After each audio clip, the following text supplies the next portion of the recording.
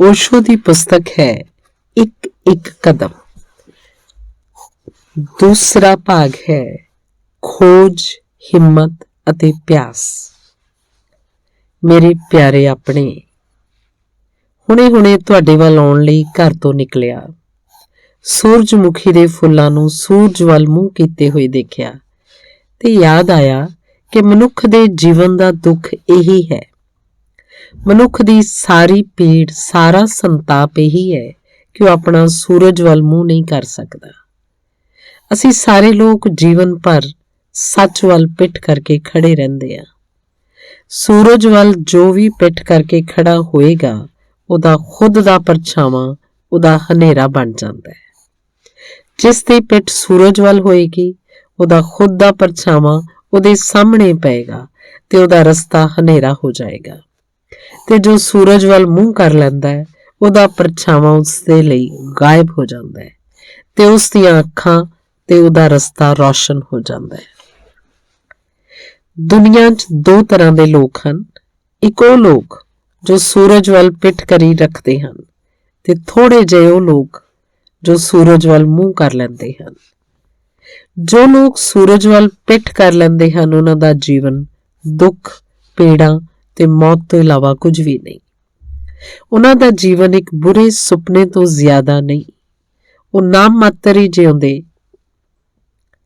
कल्पना विच ही उन्हां दा सारा आनंद हुंदा है। इच्छावां विच ही उन्हां दा सारा विश्वास हुंदा है। प्राप्तियां उन्हां दी करीब करीब जीरो हुंदियां हन ते जो लोग सूरज दी तरफ जां प्रभु दी तरफ मूंह कर लैंदे हन उन्हां दे जीवन च एक अमुल क्रांति वापर जांदी है। एक ही दुख है कि साडी पिठ उस पासे होवे जिस तरफ साडा मूंह होना चाहिदा है, लेकिन कुछ कारण हन जिन्हां करके जो होना चाहिदा है वो नहीं हो सकदा ते जो नहीं होना चाहिदा वो हुंदा रहिंदा है। उन्हां कारणां उपर थोड़ा जिहा विचार करना है। इन्हां तिन्नां दिनां विच सूरज वल साडा मूंह किवें होवे इस संबंध विच ही विचार करांगे। किहड़ियां गल्लां हन जिन्हां ने सानू रोकिया होया है? किहड़ियां मन दीयां अवस्थावां हन जो सानू अपने आप नूं पाउण ते आप नूं प्राप्त करन च रुकावटां बन जांदियां हन? उन्हां उपर विचार करांगे ते ਇਹ भी विचार करांगे कि इन्हां रुकावटां नूं दूर किवें कीता जा सकदा है। सब तो पहली गल जो मैं तुहानूं कहनी चाहांगा इन्हां तिन्नां दिनां दी चर्चा विच ਉਹ है कि केवल ਉਹੀ मनुख, केवल ਉਹੀ आत्मावां सच वल मूंह करन च कामयाब हो सकदियां हन जो अपने चित्त नूं सारे वाद विवाद तो, सच दे संबंध विच प्रचलित सारे पंथां ते मतां तो, सच दे संबंध विच बहु प्रचारिक संस्थावां, फिरकियां ते चर्चा तो अपने आप नूं मुक्त कर लैंदियां हन। जो व्यक्ति आस्तिकता जां नास्तिकता नाल बन्निया जांदा है, जो व्यक्ति सच दे संबंध च किसी वादां विवादां ते पंथां च बन्निया जांदा है वो सच नूं प्राप्त करन विच जां झूठ वाल अखां उठाउण विच असमर्थ हो जांदा है। इस सब तो वध महत्वपूर्ण गल है क्योंकि इस समय जमीन उपर कोई 300 पंथ हन, कोई 300 धारनावां सच दे संबंध विच प्रचारियां ते फैलाईयां जा रहीआं हन। कोई 300 फिरके हन जो ये दावा करदे हन जो ਉਹ ਕਹਿੰਦੇ ਹਨ ਉਹੀ सच है ते बाकी जो ਕਹਿੰਦੇ ਹਨ ਉਹ सच नहीं है। इन्हां दे दावे, इन्हां दे विरोध, इन्हां दे वाद विवाद सारी दुनिया दे लोकां नूं अनेक खंडां ते टुकड़ियां च वंडी बैठे हन। फिर इन्हां चों कोई भी धारणा कोई मनुख स्वीकार कर लए उसनूं स्वीकार करदियां ही मन बज जांदा है, सिमट जांदा है ते असीम सच वल अखां उठाउणियां असंभव हो जांदियां हन। तुसीं भी किसी ना किसी पंथ, किसी ना किसी धर्म, किसी ना किसी फिरके दे हक विच खड़े होवोगे। तुसीं भी किसी मंदिर, किसी चर्च दे उपासक होवोगे। तुसीं भी बचपन च कुछ गल्लां स्वीकार कर लईआं होणीआं हन जो दूसरिਆਂ ने तुहानूं सिखा दित्तियां हन। ਜੋ ਸਮਾਜ ਨੇ, ਫਿਰਕੇ ਨੇ ਪ੍ਰਚਾਰ ਕਰਕੇ ਤੁਹਾਡੇ ਦਿਮਾਗ 'ਚ ਵਾੜ ਦਿੱਤੀਆਂ ਹਨ।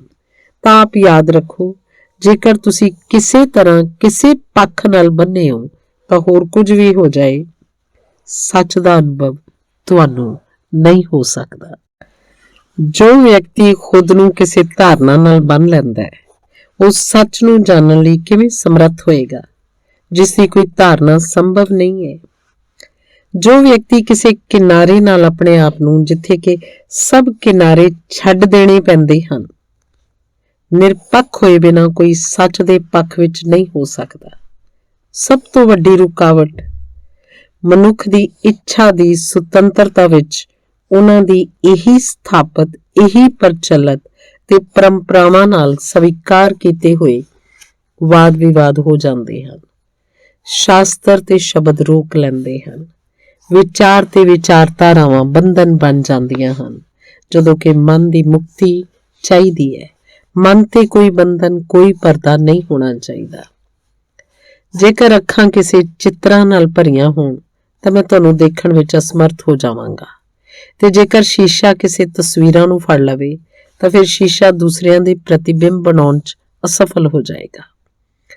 ਜੋ ਸਮਾਜ ਸੱਚ ਨੂੰ ਜਾਣੇ ਬਿਨਾਂ, ਕੁਝ ਜਾਣੇ ਬਿਨਾਂ ਸਵੀਕਾਰ ਕਰ ਲੈਂਦਾ ਹੈ, ਉਹ ਸੱਚ ਦਾ ਨਤੀਜਾ ਦੇਣ ਤੇ ਸੱਚ ਦਾ ਪ੍ਰਤੀਬਿੰਬ ਦੇਣ 'ਚ ਅਸਮਰਥ ਹੋ ਜਾਂਦਾ ਹੈ। ਮਨ ਦਾ ਅਤਿਅੰਤ ਨਿਰਦੋਸ਼, ਨਿਰਪੱਖ ਤੇ ਸਾਫ਼ ਹੋਣਾ ਜ਼ਰੂਰੀ ਹੈ। ਉਸ ਅਵਸਥਾ ਵਿੱਚ ਹੀ ਅੱਖਾਂ ਉਸ ਤਰਫ ਉੱਠ ਸਕਦੀਆਂ ਹਨ ਤੇ ਉਸੇ ਅਵਸਥਾ ਵਿੱਚ ਹੀ ਮਨ ਦੀ ਗਤੀ ਤੇ ਚੇਤਨਾ ਦੀ ਕਿਸ਼ਤੀ ਆਨੰਦ ਸਾਗਰ ਵੱਲ ਜਾ ਸਕਦੀ ਹੈ। ਪਹਿਲੀ ਗੱਲ ਹੈ, ਜਿਗਿਆਸਾ ਮੁਕਤ ਅਤੇ ਸੁਤੰਤਰ ਹੋਵੇ। ਇਸ ਸਮੇਂ ਇਸ ਜ਼ਮੀਨ ਤੇ ਬਹੁਤ ਥੋੜੇ ਲੋਕ ਹਨ ਜਿਨ੍ਹਾਂ ਦੀ ਜਿਗਿਆਸਾ ਸੁਤੰਤਰ ਤੇ ਮੁਕਤ ਹੈ। ਮੈਂ ਇੱਕ ਛੋਟੀ ਜਿਹੀ ਕਹਾਣੀ ਸੁਣੀ ਹੈ, ਬੇਹੱਦ ਕਾਲਪਨਿਕ ਕਹਾਣੀ ਹੈ, ਲੇਕਿਨ ਵਿਚਾਰ ਕਰਨ ਵਾਲੀ ਹੈ। ਉਹ ਸ਼ਾਇਦ ਵਰਤੋਂ ਯੋਗ ਹੋਵੇ। ਮੈਂ ਸੁਣਿਆ ਕਿ ਇੱਕ ਮੁਸਲਮਾਨ ਸੂਫੀ ਫਕੀਰ ਨੇ ਇੱਕ ਰਾਤ ਸੁਪਨਾ ਵੇਖਿਆ ਕਿ ਉਹ ਸਵਰਗ 'ਚ ਪਹੁੰਚ ਗਿਆ ਤੇ ਉਹਨੇ ਇਹ ਵੀ ਦੇਖਿਆ ਕਿ ਸਵਰਗ 'ਚ ਇੱਕ ਬਹੁਤ ਵੱਡਾ ਸਮਾਰੋਹ ਮਨਾਇਆ ਜਾ ਰਿਹਾ ਹੈ। ਸਾਰੇ ਰਸਤੇ ਸਜੇ ਹੋਏ ਹਨ, ਬਹੁਤ ਸਾਰੇ ਦੀਵੇ ਜਗੇ ਹੋਏ ਹਨ, ਬਹੁਤ ਸਾਰੇ ਫੁੱਲ ਰਸਤੇ ਦੇ ਕਿਨਾਰੇ ਤੇ ਲੱਗੇ ਹੋਏ ਹਨ। ਸਾਰੇ ਰਸਤੇ ਤੇ ਮਹਿਲ ਸਭ ਜਗਮਗ ਹਨ। ਉਹਨੇ ਜਾਣ ਵਾਲਿਆਂ ਨੂੰ ਪੁੱਛਿਆ, ਅੱਜ ਕੀ ਹੈ? ਕੀ ਕੋਈ ਸਮਾਰੋਹ ਹੈ? ਤੇ ਉਹਨੂੰ ਪਤਾ ਲੱਗਿਆ ਕਿ ਅੱਜ ਭਗਵਾਨ ਦਾ ਜਨਮ ਦਿਨ ਹੈ ਤੇ ਉਹਨਾਂ ਦੀ ਸਵਾਰੀ ਨਿਕਲਣ ਵਾਲੀ ਹੈ। ਉਹ ਇੱਕ ਦਰਖਤ ਦੇ ਕੋਲ ਖੜੋ ਗਿਆ। ਲੱਖਾਂ ਲੋਕਾਂ ਦੀ ਬਹੁਤ ਵੱਡੀ ਸ਼ੋਭਾ ਯਾਤਰਾ ਨਿਕਲ ਰਹੀ ਹੈ। ਸਾਹਮਣੇ ਘੋੜੇ ਉੱਪਰ ਇੱਕ ਬੇਹੱਦ ਪ੍ਰਤਿਭਾਸ਼ਾਲੀ ਵਿਅਕਤੀ ਬੈਠਾ ਹੋਇਆ ਹੈ। ਉਹਨੇ ਲੋਕਾਂ ਨੂੰ ਪੁੱਛਿਆ, ਇਹ ਪ੍ਰਕਾਸ਼ਵਾਨ ਵਿਅਕਤੀ ਕੌਣ ਹੈ? ਪਤਾ ਲੱਗਿਆ ਕਿ ਈਸਾ ਮਸੀਹ ਹੈ। ਉਹਦੇ ਪਿੱਛੇ ਉਹਨੂੰ ਮੰਨਣ ਵਾਲੇ ਲੋਕ ਹਨ। ਉਹਦੇ ਨਿਕਲ ਜਾਣ ਤੋਂ ਬਾਅਦ ਉਸੇ ਤਰ੍ਹਾਂ ਹੀ ਦੂਸਰੇ ਵਿਅਕਤੀ ਦੀ ਸਵਾਰੀ ਨਿਕਲੀ। ਜਦੋਂ ਫੇਰ ਉਹਨੇ ਪੁੱਛਿਆ, ਇਹ ਕੌਣ ਹੈ? ਉਹਨੂੰ ਪਤਾ ਲੱਗਿਆ ਇਹ ਹਜ਼ਰਤ ਮੁਹੰਮਦ ਹਨ। ਉਸੇ ਤਰ੍ਹਾਂ ਹੀ ਲੱਖਾਂ ਲੋਕ ਉਹਦੇ ਪਿੱਛੇ ਹਨ। ਫਿਰ ਬੁੱਧ ਹਨ, ਮਹਾਵੀਰ ਹਨ, ਜ਼ਰਥੁਸਤਰ ਹਨ, ਕਨਫਿਊਸ਼ੀਅਸ ਹਨ ਤੇ ਸਭ ਦੇ ਪਿੱਛੇ ਕਰੋੜਾਂ ਕਰੋੜਾਂ ਲੋਕ ਹਨ। ਜਦੋਂ ਸਾਰੀ ਸ਼ੋਭਾ ਯਾਤਰਾ ਨਿਕਲ ਗਈ ਤਾਂ ਪਿੱਛੇ ਇੱਕ ਬਹੁਤ ਗਰੀਬ ਤੇ ਕਮਜ਼ੋਰ ਜਿਹਾ ਬਜ਼ੁਰਗ ਘੋੜੇ ਤੇ ਸਵਾਰ ਹੈ। ਉਸਦੇ ਪਿੱਛੇ ਕੋਈ ਨਹੀਂ ਹੈ। ਉਹਨੇ ਪੁੱਛਿਆ, ਇਹ ਕੌਣ ਹੈ? ਪਤਾ ਲੱਗਿਆ ਕਿ ਖੁਦ ਪਰਮਾਤਮਾ ਹੈ। ਘਬਰਾ ਕੇ ਉਹਦੀ ਨੀਂਦ ਖੁੱਲ ਗਈ ਤੇ ਉਹ ਹੈਰਾਨ ਹੋਇਆ। ਇਹ ਸੁਪਨੇ 'ਚ ਸੱਚ ਨਹੀਂ ਹੋਇਆ, ਇਹ ਅੱਜ ਸਾਰੀ ਜ਼ਮੀਨ ਤੇ ਸੱਚ ਹੋ ਗਿਆ ਹੈ ਕਿ ਲੋਕ ਕ੍ਰਾਈਸਟ ਦੇ ਨਾਲ ਹਨ, ਬੁੱਧ ਦੇ ਨਾਲ ਹਨ, ਰਾਮ ਦੇ ਨਾਲ ਹਨ, ਕ੍ਰਿਸ਼ਨ ਦੇ ਨਾਲ ਹਨ। ਪਰਮਾਤਮਾ ਦੇ ਨਾਲ ਕੋਈ ਵੀ ਨਹੀਂ ਹੈ।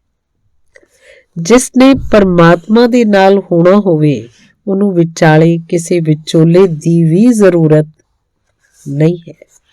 ਤੇ ਜੋ ਪਰਮਾਤਮਾ ਦੇ ਨਾਲ ਹੋਵੇ, ਉਹ ਯਾਦ ਰੱਖੇ ਕਿ ਕ੍ਰਾਈਸਟ ਦੇ ਨਾਲ ਹੀ ਹੋ ਜਾਏਗਾ। ਲੇਕਿਨ ਜੋ ਕ੍ਰਾਈਸਟ ਦੇ ਨਾਲ ਹੈ, ਜ਼ਰੂਰੀ ਨਹੀਂ ਕਿ ਉਹ ਪਰਮਾਤਮਾ ਦੇ ਨਾਲ ਹੀ ਹੋ ਜਾਏਗਾ। ਜੋ ਪਰਮਾਤਮਾ ਦੇ ਨਾਲ ਹੈ, ਉਹ ਰਾਮ, ਬੁੱਧ, ਕ੍ਰਿਸ਼ਨ, ਮਹਾਵੀਰ ਦੇ ਨਾਲ ਹੋ ਹੀ ਜਾਏਗਾ। ਲੇਕਿਨ ਜੋ ਉਹਨਾਂ ਦੇ ਨਾਲ ਹੈ, ਯਾਦ ਰੱਖੋ, ਜ਼ਰੂਰੀ ਨਹੀਂ ਕਿ ਉਹ ਪਰਮਾਤਮਾ ਦੇ ਨਾਲ ਹੋ ਜਾਏਗਾ। ਤੇ ਫਿਰ ਇਹ ਵੀ ਚੇਤੇ ਰਹੇ ਕਿ ਜੋ ਬੁੱਧ ਦੇ ਨਾਲ ਹਨ, ਕ੍ਰਿਸ਼ਨ ਦੇ ਵਿਰੋਧ ਵਿੱਚ ਹਨ, ਤੇ ਜੋ ਕ੍ਰਾਈਸਟ ਦੇ ਨਾਲ ਹੈ, ਰਾਮ ਦੇ ਵਿਰੋਧ ਵਿੱਚ ਹੈ, ਤੇ ਜੋ ਮਹਾਵੀਰ ਦੇ ਨਾਲ ਹਨ, ਉਹ ਕਨਫਿਊਸ਼ੀਅਸ ਦੇ ਵਿਰੋਧ 'ਚ ਹਨ, ਉਹ ਕਦੀ ਪਰਮਾਤਮਾ ਦੇ ਨਾਲ ਨਹੀਂ ਹੋ ਸਕਦੇ। ਆਪਣੇ ਮਨ 'ਚ ਇਹ ਯਾਦ ਰੱਖਣ ਦੀ ਗੱਲ ਹੈ ਕਿ ਸੱਚ ਬਹੁਤ ਨਹੀਂ ਹੋ ਸਕਦੇ, ਸੱਚ ਇੱਕ ਹੋ ਸਕਦਾ ਹੈ, ਤੇ ਜੋ ਇੱਕ ਸੱਚ ਹੈ ਉਹਦੇ ਨਾਲ ਜੇਕਰ ਹੋਣਾ ਹੈ ਤਾਂ ਸੱਚ ਦੇ ਨਾਂ ਤੇ ਜੋ ਸੱਚ ਦੀਆਂ ਅਨੇਕ ਧਾਰਨਾਵਾਂ ਪ੍ਰਚਲਿਤ ਹਨ ਉਹਨਾਂ ਦਾ ਤਿਆਗ ਕਰ ਦੇਣਾ ਜ਼ਰੂਰੀ ਹੈ। ਇਸ ਤੋਂ ਪਹਿਲਾਂ ਕਿ ਕੋਈ ਮਨੁੱਖ ਧਾਰਮਿਕ ਹੋ ਸਕੇ, ਉਹਨੂੰ ਜੈਨ, ਹਿੰਦੂ, ਮੁਸਲਮਾਨ ਤੇ ਈਸਾਈ ਹੋਣਾ ਛੱਡ ਦੇਣਾ ਚਾਹੀਦਾ ਹੈ। ਇਸ ਤੋਂ ਪਹਿਲਾਂ ਕਿ ਕੋਈ ਧਾਰਮਿਕ ਹੋ ਸਕੇ, ਉਹਨੂੰ ਧਰਮਾਂ ਦੇ ਨਾਂ ਤੇ ਜੋ ਪੰਥ ਪ੍ਰਚਲਿਤ ਹਨ ਉਹਨਾਂ ਤੋਂ ਥੋੜਾ ਦੂਰ ਹਟ ਜਾਣਾ ਚਾਹੀਦਾ ਹੈ।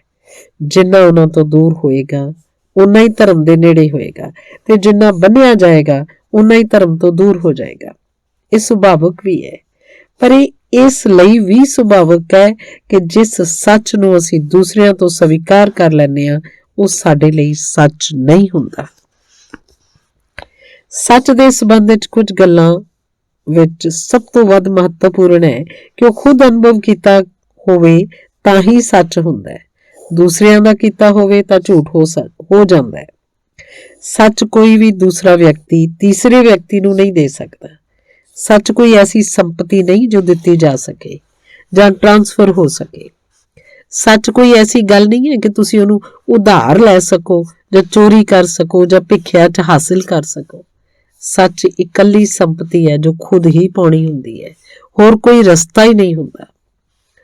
ਬਹੁਤ ਪੁਰਾਣੇ ਸਮੇਂ 'ਚ ਇਸ ਤਰ੍ਹਾਂ ਹੋਇਆ ਕਿ ਇੱਕ ਰਾਜ ਵਿੱਚ ਇੱਕ ਨੌਜਵਾਨ ਦੀਆਂ ਬੇਹੱਦ ਬਹਾਦਰੀ ਦੀਆਂ ਘਟਨਾਵਾਂ ਕਾਰਨ, ਉਹਦੇ ਬੜੇ ਬਹਾਦਰੀ ਭਰੇ ਕਾਰਨਾਮਿਆਂ ਤੋਂ ਇੱਕ ਰਾਜ ਦਾ ਸਮਰਾਟ ਬਹੁਤ ਖੁਸ਼ ਹੋ ਗਿਆ ਤੇ ਉਹਨੇ ਕਿਹਾ ਕਿ ਰਾਜ ਦਾ ਜੋ ਸਭ ਤੋਂ ਵੱਧ ਸਨਮਾਨਿਤ ਅਹੁਦਾ ਹੈ ਉਹ ਦੇਵਾਂਗਾ, ਤੇ ਜੋ ਸਭ ਤੋਂ ਸਨਮਾਨਿਤ ਪਦਵੀ ਹੈ ਉਹਨੂੰ ਸਮਰਪਿਤ ਕਰਾਂਗਾ, ਉਹਨੂੰ ਭੇਟ ਕਰਾਂਗਾ। ਇਹ ਘਟਨਾ ਰਾਜ ਦੁਆਰਾ ਇਸ ਤਰ੍ਹਾਂ ਸਨਮਾਨਿਤ ਹੋਣਾ 300 ਸਾਲਾਂ ਤੋਂ ਉਸ ਰਾਜ 'ਚ ਨਹੀਂ ਸੀ ਵਾਪਰੀ।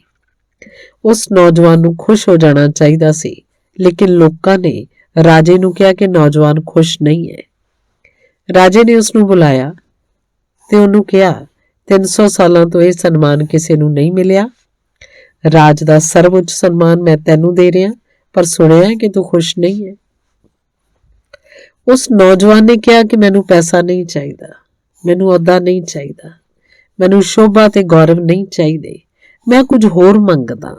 ਜੇਕਰ ਰਾਜ ਉਹ ਦੇ ਦੇਵੇ ਤਾਂ ਮੈਂ ਧੰਨਵਾਦੀ ਹੋ ਜਾਵਾਂ। ਰਾਜੇ ਨੇ ਕਿਹਾ ਜੋ ਕਹੇਗਾ ਮੈਂ ਦਿਆਂਗਾ, ਸਾਰੇ ਰਾਜ ਦੀ ਸ਼ਕਤੀ ਲੱਗ ਜਾਏ ਤਾਂ ਵੀ ਮੈਂ ਦਿਆਂਗਾ। ਉਸ ਨੌਜਵਾਨ ਨੇ ਕਿਹਾ ਮੈਨੂੰ ਸੱਚ ਚਾਹੀਦਾ ਹੈ। ਰਾਜਾ 2 ਪਲ ਚੁੱਪ ਰਹਿ ਗਿਆ। ਉਹਨੇ ਕਿਹਾ ਕਿ ਮੈਨੂੰ ਮਾਫ ਕਰ, ਉਹ ਮੇਰੇ ਕੋਲ ਤਾਂ ਹੈ ਨਹੀਂ ਜੋ ਮੈਂ ਦੇ ਦਿਆਂ। ਮੈਨੂੰ ਖੁਦ ਹੀ ਸੱਚ ਦਾ ਪਤਾ ਨਹੀਂ ਤੇ ਮੇਰੇ ਰਾਜ ਦੀ ਸ਼ਕਤੀ ਤੇ ਧਨ ਨੂੰ ਖਰੀਦ ਨਹੀਂ ਸਕੇਗਾ, ਕਿਉਂਕਿ ਜੇਕਰ ਰਾਜਾਂ ਦੀਆਂ ਸ਼ਕਤੀਆਂ ਤੇ ਧਨ ਸੱਚ ਨੂੰ ਖਰੀਦ ਸਕਦੇ ਤਾਂ ਜਿਨ੍ਹਾਂ ਨੇ ਰਾਜ ਸੱਚ ਨੂੰ ਪਾਉਣ ਲਈ ਛੱਡੇ ਉਹ ਨਾ ਸਮਝ ਸਨ, ਕਿਉਂਕਿ ਜੇਕਰ ਧਨ ਸੱਚ ਨੂੰ ਖਰੀਦ ਸਕਦਾ ਤਾਂ ਜਿਨ੍ਹਾਂ ਨੇ ਧਨ ਨੂੰ ਠੋਕਰ ਮਾਰੀ ਤੇ ਸੱਚ ਨੂੰ ਲੱਭਿਆ ਉਹ ਪਾਗਲ ਸਨ, ਕਿਉਂਕਿ ਜੇਕਰ ਸੱਚ ਅਸਲ 'ਚ ਕਿਸੇ ਤੋਂ ਮੰਗਣ ਤੇ ਮਿਲ ਜਾਂਦਾ ਤਾਂ ਜਿਨ੍ਹਾਂ ਨੇ ਤਪੱਸਿਆ ਕੀਤੀ, ਸਾਧਨਾ ਕੀਤੀ, ਉਹ ਗਲਤੀ 'ਚ ਸਨ। ਸਿੱਖਿਆ ਮੰਗਣੀ ਨਹੀਂ ਚਾਹੀਦੀ। ਤਾਂ ਹੀ ਉਹਨੇ ਕਿਹਾ ਕਿ ਮੈਨੂੰ ਨਹੀਂ ਲੱਗਦਾ ਕਿ ਸੱਚ ਕੋਈ ਦੇ ਸਕਦਾ ਹੈ, ਫਿਰ ਵੀ ਮੇਰੇ ਕੋਲ ਸੱਚ ਹੈ ਨਹੀਂ, ਮੈਂ ਕਿਵੇਂ ਦੇ ਸਕਦਾ। ਹਾਂ, ਮੈਂ ਸੁਣਿਆ ਹੈ ਪਹਾੜ ਦੇ ਇੱਕ ਸੰਨਿਆਸੀ ਬਾਰੇ ਕਿ ਉਹਨੂੰ ਸੱਚ ਪ੍ਰਾਪਤ ਹੋਇਆ ਹੈ। ਮੈਂ ਤੇਰੇ ਵੱਲੋਂ ਪ੍ਰਾਰਥਨਾ ਕਰਾਂਗਾ ਉਸ ਸੰਨਿਆਸੀ ਦੇ ਚਰਨਾਂ 'ਚ ਸਿਰ ਰੱਖ ਕੇ। ਉਸ ਪਹਾੜ ਤੇ ਰਾਜਾ ਉਸ ਨੌਜਵਾਨ ਨੂੰ ਲੈ ਗਿਆ। ਉਹਦੇ ਚਰਨਾਂ 'ਚ ਸਿਰ ਰੱਖ ਕੇ ਉਹਨੇ ਪ੍ਰਾਰਥਨਾ ਕੀਤੀ ਤੇ ਕਿਹਾ ਕਿ ਜੋ ਮੈਂ ਵਰਦਾਨ ਦਿੱਤਾ ਹੈ ਕਿ ਜੋ ਇਹ ਮੰਗੇਗਾ ਉਹ ਮੈਂ ਦੇਵਾਂਗਾ, ਲੇਕਿਨ ਇਹਨੇ ਸੱਚ ਮੰਗਿਆ ਹੈ ਤੇ ਮੇਰੇ ਕੋਲ ਤਾਂ ਉਹ ਹੈ ਹੀ ਨਹੀਂ। ਮੈਂ ਤੁਹਾਡੇ ਕੋਲ ਆਇਆ, ਇਹਨੂੰ ਸੱਚ ਦੇ ਦਿਓ। ਉਹ ਸੰਨਿਆਸੀ ਵੀ ਉਸੇ ਤਰ੍ਹਾਂ ਹੀ ਸੁਣ ਕੇ ਚੁੱਪ ਰਹਿ ਗਿਆ ਜਿਵੇਂ ਖੁਦ ਰਾਜਾ ਰਹਿ ਗਿਆ ਸੀ। ਤੇ ਫਿਰ ਉਹਨੇ ਕਿਹਾ ਕਿ ਇਕੱਲਾ ਸੱਚ ਇੱਕ ਅਜਿਹਾ ਤੱਤ ਹੈ ਜੋ ਕੋਈ ਦੂਸਰਾ ਕਿਸੇ ਨੂੰ ਨਹੀਂ ਦੇ ਸਕਦਾ। ਜਿਸ ਦਿਨ ਸੱਚ ਦਿੱਤਾ ਜਾ ਸਕੇਗਾ ਉਸ ਦਿਨ ਸੱਚ ਸੱਚ ਨਹੀਂ ਰਹਿ ਜਾਏਗਾ। ਸੱਚ ਦਿੱਤਾ ਨਹੀਂ ਜਾਂਦਾ, ਉਹਨੂੰ ਤਾਂ ਪਾਉਣਾ ਪੈਂਦਾ ਹੈ। ਲੇਕਿਨ ਅਸੀਂ ਸੱਚ ਦੀਆਂ ਜਿਨ੍ਹਾਂ ਧਾਰਨਾਵਾਂ ਨੂੰ ਫੜ ਲੈਂਦੇ ਹਾਂ ਉਹ ਪ੍ਰਾਪਤ ਕੀਤੀਆਂ ਹੋਈਆਂ ਨਹੀਂ ਹਨ, ਦਿੱਤੀਆਂ ਹੋਈਆਂ ਹਨ। ਤੁਸੀਂ ਜੋ ਵੀ ਧਰਮ ਸਵੀਕਾਰ ਕੀਤਾ ਉਹ ਤੁਸੀਂ ਪ੍ਰਾਪਤ ਨਹੀਂ ਕੀਤਾ, ਸਵੀਕਾਰ ਕੀਤਾ ਹੈ। ਪਰੰਪਰਾ ਨੇ, ਮਾਤਾ ਪਿਤਾ ਨੇ, ਪਰਿਵਾਰ ਨੇ, ਸੰਸਕਾਰਾਂ ਨੇ ਤੁਹਾਨੂੰ ਦਿੱਤਾ ਹੈ। ਜੋ ਵੀ ਦਿੱਤਾ ਗਿਆ ਹੈ ਉਹ ਸੱਚ ਨਹੀਂ ਹੋ ਸਕਦਾ। ਜ਼ਿਆਦਾਤਰ ਲੋਕ ਉਸ ਦਿੱਤੇ ਹੋਏ ਸੱਚ ਨੂੰ ਹੀ ਸੱਚ ਮੰਨ ਕੇ ਜੀਵਨ ਬਿਤਾ ਦਿੰਦੇ ਹਨ। ਇਸ ਤੋਂ ਵੱਡਾ ਦੂਸਰਾ ਕੋਈ ਧੋਖਾ ਨਹੀਂ ਹੋ ਸਕਦਾ। ਯਾਦ ਰੱਖੋ, ਜੋ ਵੀ ਤੁਹਾਨੂੰ ਦਿੱਤਾ ਗਿਆ ਹੈ ਉਹ ਸੱਚ ਨਹੀਂ ਹੋ ਸਕਦਾ। ਸੱਚ ਨੂੰ ਪ੍ਰਾਪਤ ਕਰਨ ਲਈ ਪਹਿਲਾ ਕਦਮ ਹੋਏਗਾ ਜੋ ਦਿੱਤਾ ਗਿਆ ਉਸ ਨੂੰ ਅਸਵੀਕਾਰ ਕਰ ਦਿਓ। ਜੇਕਰ ਨਾਸਤਿਕਤਾ ਦਿੱਤੀ ਗਈ ਹੈ ਤਾਂ ਨਾਸਤਿਕਤਾ ਅਸਵੀਕਾਰ ਕਰ ਦਿਓ। ਜੇਕਰ ਆਸਤਿਕਤਾ ਦਿੱਤੀ ਗਈ ਹੈ ਤਾਂ ਆਸਤਿਕਤਾ ਅਸਵੀਕਾਰ ਕਰ ਦਿਓ। ਸੋਵੀਅਤ ਰੂਸ 'ਚ 20 ਕਰੋੜ ਲੋਕ ਹਨ। 40 ਸਾਲਾਂ ਤੋਂ ਉਹਨਾਂ ਦਾ ਦੇਸ਼ ਨਾਸਤਿਕਤਾ ਦਾ ਸੰਸਕਾਰ ਦੇ ਰਿਹਾ ਹੈ। ਸਿੱਖਿਆ ਵਿੱਚ, ਪ੍ਰਚਾਰ ਵਿੱਚ, ਸਾਹਿਤ ਵਿੱਚ ਉਹ ਆਪਣੇ ਨੌਜਵਾਨਾਂ ਨੂੰ ਸਮਝਾ ਰਹੇ ਹੈ ਕਿ ਨਹੀਂ, ਨਾ ਕੋਈ ਈਸ਼ਵਰ ਹੈ, ਨਾ ਕੋਈ ਪਰਮਾਤਮਾ ਹੈ ਤੇ ਨਾ ਕੋਈ ਆਤਮਾ ਹੈ। ਮੁਕਤੀ ਤੇ ਧਰਮ ਸਭ ਅਫੀਮ ਦਾ ਨਸ਼ਾ ਹੈ। 40 ਸਾਲਾਂ ਵਿੱਚ 20 ਕਰੋੜ ਲੋਕਾਂ ਨੂੰ ਉਹਨਾਂ ਨੇ ਸਹਿਮਤ ਕਰ ਲਿਆ ਕਿ ਧਰਮ ਅਫੀਮ ਦਾ ਨਸ਼ਾ ਹੈ ਤੇ ਕੋਈ ਈਸ਼ਵਰ ਨਹੀਂ ਹੈ, ਕੋਈ ਆਤਮਾ ਨਹੀਂ ਹੈ। 40 ਸਾਲਾਂ ਦੇ ਪ੍ਰੋਪੇਗੰਡੇ ਨੇ 20 ਕਰੋੜ ਲੋਕਾਂ ਦੇ ਦਿਮਾਗ 'ਚ ਬਿਠਾ ਦਿੱਤਾ ਹੈ ਕਿ ਨਾਸਤਿਕਤਾ ਹੀ ਸੱਚ ਹੈ ਤੇ ਆਸਤਿਕਤਾ ਮੂਰਖਤਾ ਦੀ ਗੱਲ ਹੈ। ਤੁਸੀਂ ਆਖੋਗੇ ਕਿ ਉਹਨਾਂ ਦੀ ਦ੍ਰਿਸ਼ਟੀ ਗਲਤ ਹੈ। ਮੈਂ ਆਖਾਂਗਾ ਤੁਹਾਡੀ ਦ੍ਰਿਸ਼ਟੀ ਵੀ ਗਲਤ ਹੈ। ਜੇਕਰ 40 ਸਾਲਾਂ ਦੇ ਪ੍ਰਚਾਰ ਨਾਲ ਨਾਸਤਿਕਤਾ ਅੰਦਰ ਬੈਠ ਸਕਦੀ ਹੈ ਤਾਂ ਤੁਹਾਡੀ ਵੀ ਜੋ ਆਸਤਿਕਤਾ ਹੈ ਉਹ 4000 ਸਾਲ ਦੇ ਪ੍ਰਚਾਰ ਨਾਲ ਆਸਤਿਕਤਾ ਵੀ ਬੈਠ ਸਕਦੀ ਹੈ। ਉਹਨਾਂ ਦੀ ਨਾਸਤਿਕਤਾ ਜਿਵੇਂ ਥੋਥੀ ਹੈ, ਤੁਹਾਡੀ ਆਸਤਿਕਤਾ ਉਸ ਤੋਂ ਜ਼ਿਆਦਾ ਮੁੱਲ ਨਹੀਂ ਰੱਖਦੀ, ਉਹ ਵੀ ਉਨੀ ਥੋਥੀ ਹੈ। ਇਹੀ ਕਾਰਨ ਹੈ ਕਿ ਤੁਸੀਂ ਕਹਿਣ ਨੂੰ ਤਾਂ ਆਸਤਿਕ ਹੋਵੋਗੇ, ਧਾਰਮਿਕ ਹੋਵੋਗੇ, ਮੰਦਰ ਵਿੱਚ, ਪੂਜਾ ਵਿੱਚ ਵਿਸ਼ਵਾਸ ਰੱਖਦੇ ਹੋਵੋਗੇ, ਲੇਕਿਨ ਤੁਹਾਡੇ ਜੀਵਨ 'ਚ ਧਰਮ ਦੀ ਕੋਈ ਕਿਰਨ ਦਿਖਾਈ ਨਹੀਂ ਦੇਗੀ। ਇਹੀ ਕਾਰਨ ਹੈ ਕਿ ਦੂਸਰੇ ਦਾ ਦਿੱਤਾ ਹੋਇਆ ਧਰਮ ਕਦੀ ਜਿਉਂਦਾ ਨਹੀਂ ਹੋ ਸਕਦਾ, ਕਦੀ ਉਹ ਤੁਹਾਡੇ ਪ੍ਰਾਣਾਂ ਦੀ ਊਰਜਾ ਨਹੀਂ ਬਣ ਸਕਦਾ। ਉਹ ਕੇਵਲ ਤੁਹਾਡੀ ਇੱਕ ਬੌਧਿਕ ਭਗਤੀ ਤੇ ਵਿਸ਼ਵਾਸ ਮਾਤਰ ਬਣ ਕੇ ਰਹਿ ਜਾਂਦਾ ਹੈ। ਇੱਛਾ ਸੁਤੰਤਰ ਹੋਣੀ ਚਾਹੀਦੀ ਹੈ। ਕਿਸ ਤੋਂ ਸੁਤੰਤਰ? ਜੀਵਨ ਤੋਂ, ਸੰਸਕਾਰਾਂ ਤੋਂ, ਫਿਰਕੇ ਤੋਂ। ਜੋ ਸੰਸਾਰ ਨਾਲ ਬੱਝਾ ਹੈ, ਸਮਾਜ ਤੇ ਫਿਰਕੇ ਨਾਲ ਬੱਝਿਆ ਹੋਇਆ ਹੈ ਤੇ ਜੋ ਸੰਸਕਾਰਾਂ ਨਾਲ ਘਿਰਿਆ ਹੋਇਆ ਹੈ, ਉਸਦੇ ਪੈਰ ਜ਼ਮੀਨ 'ਚ ਗੱਡੇ ਹੋਏ ਹਨ। ਉਹ ਆਕਾਸ਼ 'ਚ ਉੱਡ ਨਹੀਂ ਸਕਦਾ। ਕਿਨਾਰਿਆਂ ਨਾਲ ਤਾਂ ਉਹਦੀ ਕਿਸ਼ਤੀ ਦੀਆਂ ਜੰਜੀਰਾਂ ਬੱਝੀਆਂ ਹਨ। ਉਹ ਆਨੰਦ ਸਾਗਰ 'ਚ ਯਾਤਰਾ ਨਹੀਂ ਕਰ ਸਕਦਾ। ਲੇਕਿਨ ਸਮਾਜ ਨੂੰ ਛੱਡ ਕੇ ਭੱਜ ਕੇ ਸੰਨਿਆਸੀ ਹੋ ਜਾਂਦੇ ਹਨ। ਅਜਿਹੇ ਸੈਂਕੜੇ ਸੰਨਿਆਸੀਆਂ ਨੂੰ ਮੈਂ ਨੇੜੇ ਤੋਂ ਜਾਣਦਾ, ਜਿਨ੍ਹਾਂ ਨੇ ਸਮਾਜ ਛੱਡ ਦਿੱਤਾ, ਘਰ ਛੱਡ ਦਿੱਤਾ, ਪਰਿਵਾਰ ਛੱਡ ਦਿੱਤਾ। ਉਹਨਾਂ ਸੰਨਿਆਸੀਆਂ ਨੂੰ ਜਦੋਂ ਮੈਂ ਮਿਲਦਾ ਤਾਂ ਉਹਨਾਂ ਨੂੰ ਕਹਿਣਾ ਕਿ ਸਮਾਜ ਛੱਡ ਕੇ ਭੱਜ ਜਾਣ ਨਾਲ ਕੁਝ ਵੀ ਨਹੀਂ ਹੋਣਾ, ਕਿਉਂਕਿ ਸਮਾਜ ਦੇ ਸੰਸਕਾਰ ਜੇਕਰ ਚਿੱਤ 'ਚ ਬੈਠੇ ਹਨ ਤਾਂ ਸਮਾਜ ਵਿੱਚ ਤੁਸੀਂ ਹੋ। ਘਰ-ਬਾਰ ਤੇ ਮਾਂ-ਬਾਪ ਨੂੰ ਛੱਡ ਕੇ ਭੱਜ ਜਾਣ ਨਾਲ ਕੁਝ ਨਹੀਂ ਹੋਏਗਾ। ਮਾਂ-ਬਾਪ ਨੇ ਜੋ ਵਿਸ਼ਵਾਸ ਦਿੱਤੇ ਹਨ ਉਹ ਤੁਹਾਡੇ ਅੰਦਰ ਬੈਠੇ ਹਨ ਤਾਂ ਤੁਸੀਂ ਮਾਂ-ਬਾਪ ਦੇ ਨਾਲ ਹੀ ਹੋ।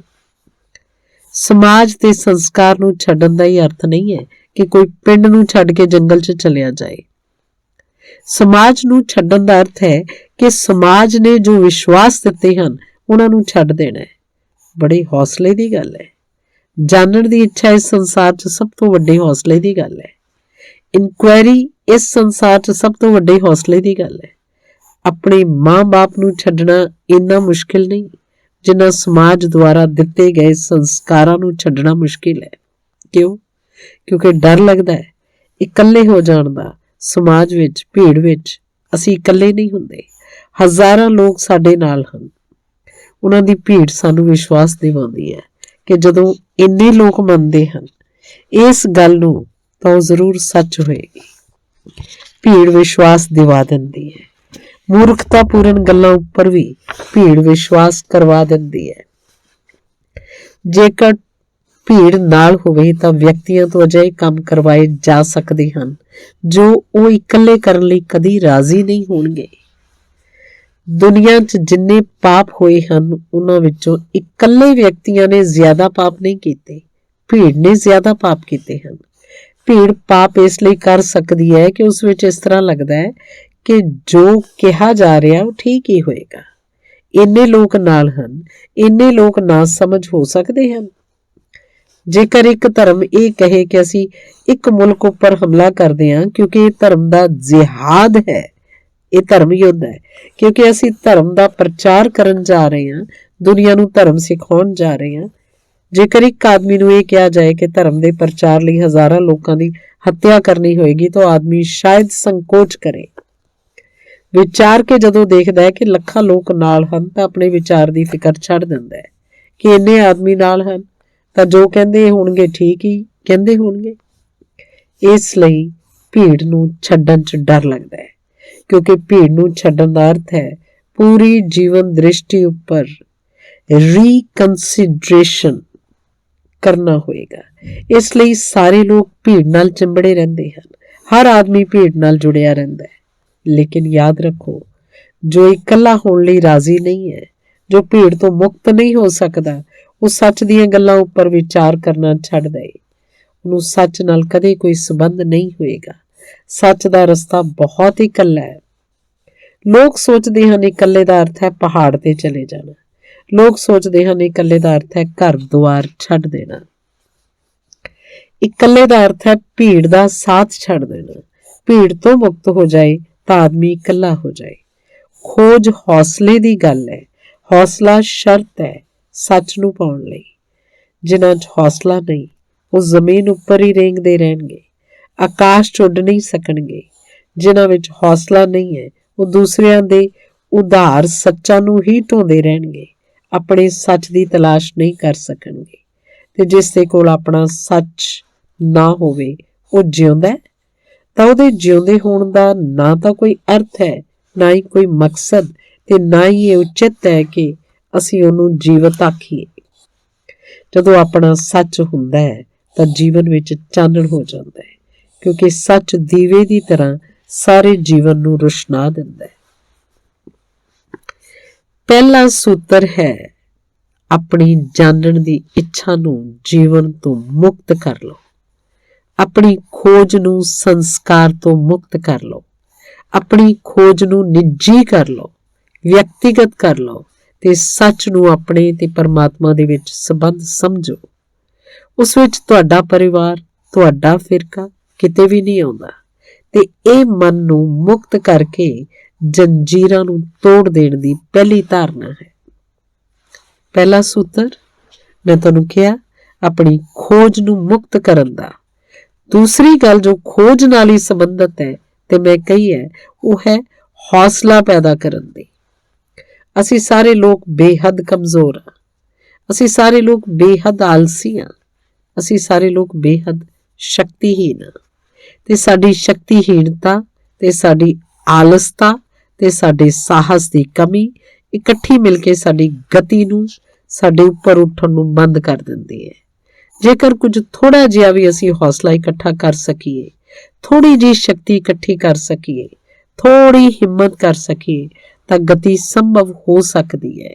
ਤੇ ਮੈਂ ਤੁਹਾਨੂੰ ਦੱਸਾਂ ਕਿ ਕੋਈ ਕਿੰਨਾ ਵੀ ਕਮਜ਼ੋਰ ਹੋਵੇ, ਇੱਕ ਕਦਮ ਉਠਾਉਣ ਦੀ ਸਮਰੱਥਾ ਸਭ ਵਿੱਚ ਹੈ। 1000 ਮੀਲ ਚੱਲਣ ਦੀ ਨਾ ਹੋਵੇ, ਹਿਮਾਲਾ ਤੇ ਚੜ੍ਹਨ ਦੀ ਨਾ ਹੋਵੇ, ਲੇਕਿਨ ਇੱਕ ਕਦਮ ਉਠਾ ਲੈਣ ਦੀ ਸਮਰੱਥਾ ਸਭ ਦੇ ਅੰਦਰ ਹੈ। ਜੇਕਰ ਅਸੀਂ ਥੋੜਾ ਜਿਹਾ ਹੌਸਲਾ ਕਰੀਏ ਤਾਂ ਇੱਕ ਕਦਮ ਯਕੀਨਨ ਹੀ ਉਠਾ ਸਕਦੇ ਹਾਂ। ਦੂਸਰੀ ਗੱਲ ਤੁਹਾਨੂੰ ਇਹ ਕਹਾਂ ਕਿ ਜੋ ਇੱਕ ਕਦਮ ਉਠਾ ਸਕਦਾ ਹੈ ਉਹ ਹਿਮਾਲਾ ਤੇ ਚੜ੍ਹ ਸਕਦਾ ਹੈ। ਜੋ ਇੱਕ ਕਦਮ ਉਠਾ ਸਕਦਾ ਹੈ ਉਹ 1000 ਮੀਲ ਚੱਲ ਸਕਦਾ ਹੈ, ਕਿਉਂਕਿ ਇਸ ਜੱਗ ਵਿੱਚ ਇੱਕ ਕਦਮ ਤੋਂ ਜ਼ਿਆਦਾ ਚੱਲਣ ਦਾ ਕੋਈ ਸਵਾਲ ਨਹੀਂ ਹੈ। ਇੱਕ ਕਦਮ ਤੋਂ ਜ਼ਿਆਦਾ ਕਦੇ ਕੋਈ ਚੱਲਦਾ ਵੀ ਨਹੀਂ, ਹਮੇਸ਼ਾ ਇੱਕ ਕਦਮ ਚੱਲਿਆ ਜਾਂਦਾ ਹੈ। ਗਾਂਧੀ ਜੀ ਆਪਣੀ ਪ੍ਰਾਰਥਨਾ ਗੀਤਾਂ 'ਚ ਇੱਕ ਭਜਨ ਗਾਇਆ ਕਰਦੇ ਸਨ। ਉਸ ਭਜਨ ਦੀ ਇੱਕ ਲਾਈਨ ਹੈ, One step is enough for me। ਇੱਕ ਹੀ ਕਦਮ ਮੇਰੇ ਲਈ ਕਾਫੀ ਹੈ। ਪਰਮਾਤਮਾ ਨੂੰ ਪ੍ਰਾਰਥਨਾ ਹੈ ਕਿ ਮੈਨੂੰ ਇੱਕ ਹੀ ਕਦਮ ਦੀ ਸ਼ਕਤੀ ਦੇ ਦੇ। ਇੱਕ ਕਦਮ ਮੇਰੇ ਲਈ ਕਾਫੀ ਹੈ। ਇੱਕ ਕਦਮ ਸਭ ਲਈ ਕਾਫੀ ਹੈ, ਕਿਉਂਕਿ 2 ਕਦਮ ਕੋਈ ਵੀ ਇੱਕ ਸਾਥ ਨਹੀਂ ਉਠਾ ਸਕਦਾ। ਇੱਕ ਹੀ ਕਦਮ ਉਠਾਉਣ ਦੀ ਤਾਕਤ ਇਕੱਠੀ ਕਰ ਲੈਣ ਦੀ ਗੱਲ ਹੈ ਤੇ ਉਨੀ ਸਮਰੱਥਾ ਹਰ ਇੱਕ ਵਿੱਚ ਹੈ। ਜੋ ਜਿਉਂਦਾ ਹੈ ਉਹਨੂੰ ਇਕੱਠੀ ਕਰਨ ਦੀ ਗੱਲ ਹੈ। ਸਾਡਾ ਹੌਸਲਾ, ਸਾਡੀ ਸ਼ਕਤੀ ਕਰੀਬ ਕਰੀਬ ਖਿਲਰੀ ਰਹਿੰਦੀ ਹੈ। ਉਸ ਨੂੰ ਅਸੀਂ ਇਕੱਠਾ ਨਹੀਂ ਕਰ ਸਕਦੇ। ਕਿ ਅਸੀਂ ਉਸ ਨੂੰ ਇਕੱਠਾ ਇਸ ਲਈ ਨਹੀਂ ਕਰ ਸਕਦੇ ਕਿ ਸੱਚ ਦੀ ਇੱਛਾ ਸਾਡੇ ਅੰਦਰ ਕਦੀ ਪਿਆਸ ਨਹੀਂ ਬਣਦੀ, ਉਹ ਇੱਕ ਬੌਧਿਕ ਸੋਚ ਹੀ ਰਹਿੰਦੀ ਹੈ। ਜ਼ਿਆਦਾ ਲੋਕ ਹਨ ਜੋ ਮੈਨੂੰ ਪੁੱਛਦੇ ਹਨ ਕਿ ਈਸ਼ਵਰ ਹੈ, ਜ਼ਿਆਦਾ ਲੋਕ ਹਨ ਜੋ ਪੁੱਛਦੇ ਹਨ ਕਿ ਆਤਮਾ ਹੈ। ਜੇਕਰ ਮੈਂ ਉਹਨਾਂ ਨੂੰ ਕਹਾਂ ਕਿ ਕੀ ਤੁਸੀਂ 100 ਕਦਮ ਮੇਰੇ ਨਾਲ ਚੱਲਣ ਨੂੰ ਰਾਜ਼ੀ ਹੋ, ਫਿਰ ਮੈਂ ਉੱਤਰ ਦੇਵਾਂਗਾ, ਉਹ ਕਹਿਣਗੇ ਅਜੇ ਸਾਡੇ ਕੋਲ ਵੇਲ ਨਹੀਂ ਹੈ। ਜੇਕਰ ਮੈਂ ਉਹਨਾਂ ਨੂੰ ਆਖਾਂ ਕਿ ਤੁਸੀਂ ਮੇਰੇ ਕੋਲ 3 ਦਿਨ ਤੱਕ ਰੁਕ ਸਕਣ ਦਾ ਧੀਰਜ ਰੱਖ ਸਕੋਗੇ, ਤਾਂ ਮੈਂ ਉੱਤਰ ਦੇਵਾਂ, ਸ਼ਾਇਦ ਉਹ ਕਹਿਣਗੇ ਕਿ 3 ਦਿਨ ਸਾਡੇ ਕੋਲ ਨਹੀਂ ਹਨ। ਈਸ਼ਵਰ ਦੀ, ਆਤਮਾ ਦੀ, ਸੱਚ ਦੀ ਜੋ ਖੋਜ ਮਾਤਰ ਬੌਧਿਕ ਸੋਚ ਹੈ, ਮਾਤਰ ਇੱਕ ਬੌਧਿਕ ਖੁਜਲਾਹਟ ਹੋਵੇ ਤਾਂ ਤੁਸੀਂ ਹੌਸਲਾ ਨਹੀਂ ਪੈਦਾ ਕਰ ਸਕਦੇ। ਹੌਸਲਾ ਸਿਰਫ ਉਹੀ ਇਕੱਠਾ ਕਰ ਸਕਦੇ ਹਨ ਜਿਨ੍ਹਾਂ ਦੀ ਖੋਜ ਹੀ ਨਹੀਂ ਤੰਗ ਹੁੰਦੀ ਹੈ, ਜਿਨ੍ਹਾਂ ਦੀ ਖੋਜ ਪਿਆਸ ਹੁੰਦੀ ਹੈ।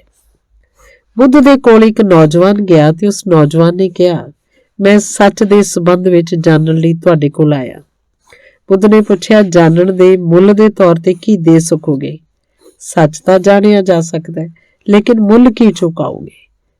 ਕ੍ਰਾਈਸਟ ਦੇ ਕੋਲ ਵੀ ਇੱਕ ਨੌਜਵਾਨ ਗਿਆ ਤੇ ਉਹਨੇ ਕਿਹਾ ਕਿ ਮੈਂ ਜਾਣਨ ਲਈ ਆਇਆ ਕਿ ਪਰਮਾਤਮਾ ਕੀ ਹੈ। ਕ੍ਰਾਈਸਟ ਨੇ ਕਿਹਾ ਕਿ ਇਹ ਤਾਂ ਜਾਣ ਸਕੋਗੇ, ਲੇਕਿਨ ਕੀਮਤ ਕੀ ਦੇਣ ਲਈ ਰਾਜ਼ੀ ਹੋ? ਜਾਓ, ਆਪਣਾ ਸਾਰਾ ਧਨ ਦੌਲਤ ਵੰਡ ਕੇ ਆ ਜਾਓ। ਮੈਂ ਤੈਨੂੰ ਸੱਚ ਦੇ ਲਈ ਵਿਸ਼ਵਾਸ ਦਿਵਾਉਣਾ ਕਿ ਸੱਚ ਵੱਲ ਤੈਨੂੰ ਪਹੁੰਚਾਇਆ ਜਾਏਗਾ। ਉਸ ਨੌਜਵਾਨ ਨੇ ਕਿਹਾ, ਧਨ ਦੌਲਤ ਨੂੰ ਵੰਡ ਆਵਾਂ? ਫਿਰ ਵਿਚਾਰ ਕਰਨਾ ਪਏਗਾ। ਉਹ ਨੌਜਵਾਨ ਵਾਪਸ ਚਲਾ ਗਿਆ। ਫਿਰ ਉਸ ਪਿੰਡ 'ਚ ਈਸਾ ਕਈ ਵਾਰ ਲੰਘੇ, ਲੇਕਿਨ ਉਹਨਾਂ ਨੂੰ ਮਿਲਣ ਨਹੀਂ ਆਇਆ। ਇੱਕ ਭਾਰਤੀ ਸਾਧੂ ਚੀਨ ਗਿਆ ਸੀ, ਬੁੱਧੀ ਧਰਮ। ਉਹ ਹਮੇਸ਼ਾ ਦੀਵਾਰ ਵੱਲ ਮੂੰਹ ਕਰਕੇ ਬੈਠਦਾ ਸੀ, ਕਦੀ ਲੋਕਾਂ ਵੱਲ ਮੂੰਹ ਨਹੀਂ ਕਰਦਾ ਸੀ। ਲੋਕਾਂ ਨੇ ਉਹਨੂੰ ਚੀਨ 'ਚ ਪੁੱਛਿਆ ਕਿ ਇਹ ਕੀ ਪਾਗਲਪਨ ਹੈ, ਤੁਸੀਂ ਦੀਵਾਰ ਵੱਲ ਮੂੰਹ ਕਰਕੇ ਬੈਠੇ ਹੋ। ਬੋਧੀ ਧਰਮ ਨੇ ਕਿਹਾ ਕਿ ਤੁਹਾਡੇ ਵੱਲ ਮੈਂ ਮੂੰਹ ਕਰਦਾ ਹਾਂ ਤਾਂ ਤੁਹਾਨੂੰ ਮੈਂ ਦੀਵਾਰ ਦੀ ਤਰ੍ਹਾਂ ਮਹਿਸੂਸ ਕਰਦਾ। ਤੁਹਾਡੇ ਨਾਲ ਗੱਲ ਕਰਨ ਦਾ ਕੋਈ ਮਕਸਦ ਨਹੀਂ ਹੈ, ਕਿਉਂਕਿ ਤੁਹਾਡੇ ਅੰਦਰ ਜਿਸ ਗੱਲ ਦੀ ਪਿਆਸ ਨਹੀਂ ਹੈ, ਉਹਦੀ ਚਰਚਾ ਕਰਨ ਦਾ ਕੀ ਫਾਇਦਾ? ਤੁਸੀਂ ਵੀ ਦੀਵਾਰ ਦੀ ਤਰ੍ਹਾਂ, ਇਸ ਲਈ ਮੂੰਹ ਦੀਵਾਰ ਦੇ ਵੱਲ ਕਰੀ ਰੱਖਦਾ। ਘੱਟੋ ਘੱਟ ਦੀਵਾਰ ਤੇ ਤਰਸ ਤਾਂ ਨਹੀਂ ਆਉਂਦਾ। ਜਦੋਂ ਕੋਈ ਆਦਮੀ ਅਜਿਹਾ ਆਏਗਾ ਜਿਹਦੇ ਅੰਦਰ ਪਿਆਸ ਹੋਵੇ ਤਾਂ ਮੈਂ ਉਹਦੀ ਤਰਫ ਮੂੰਹ ਕਰ ਲਵਾਂਗਾ। 9 ਸਾਲ ਤੱਕ ਉਹ ਚੀਨ 'ਚ ਸੀ। ਉਹਨੇ ਦੀਵਾਰ ਵੱਲੋਂ ਮੂੰਹ ਨਹੀਂ ਹਟਾਇਆ।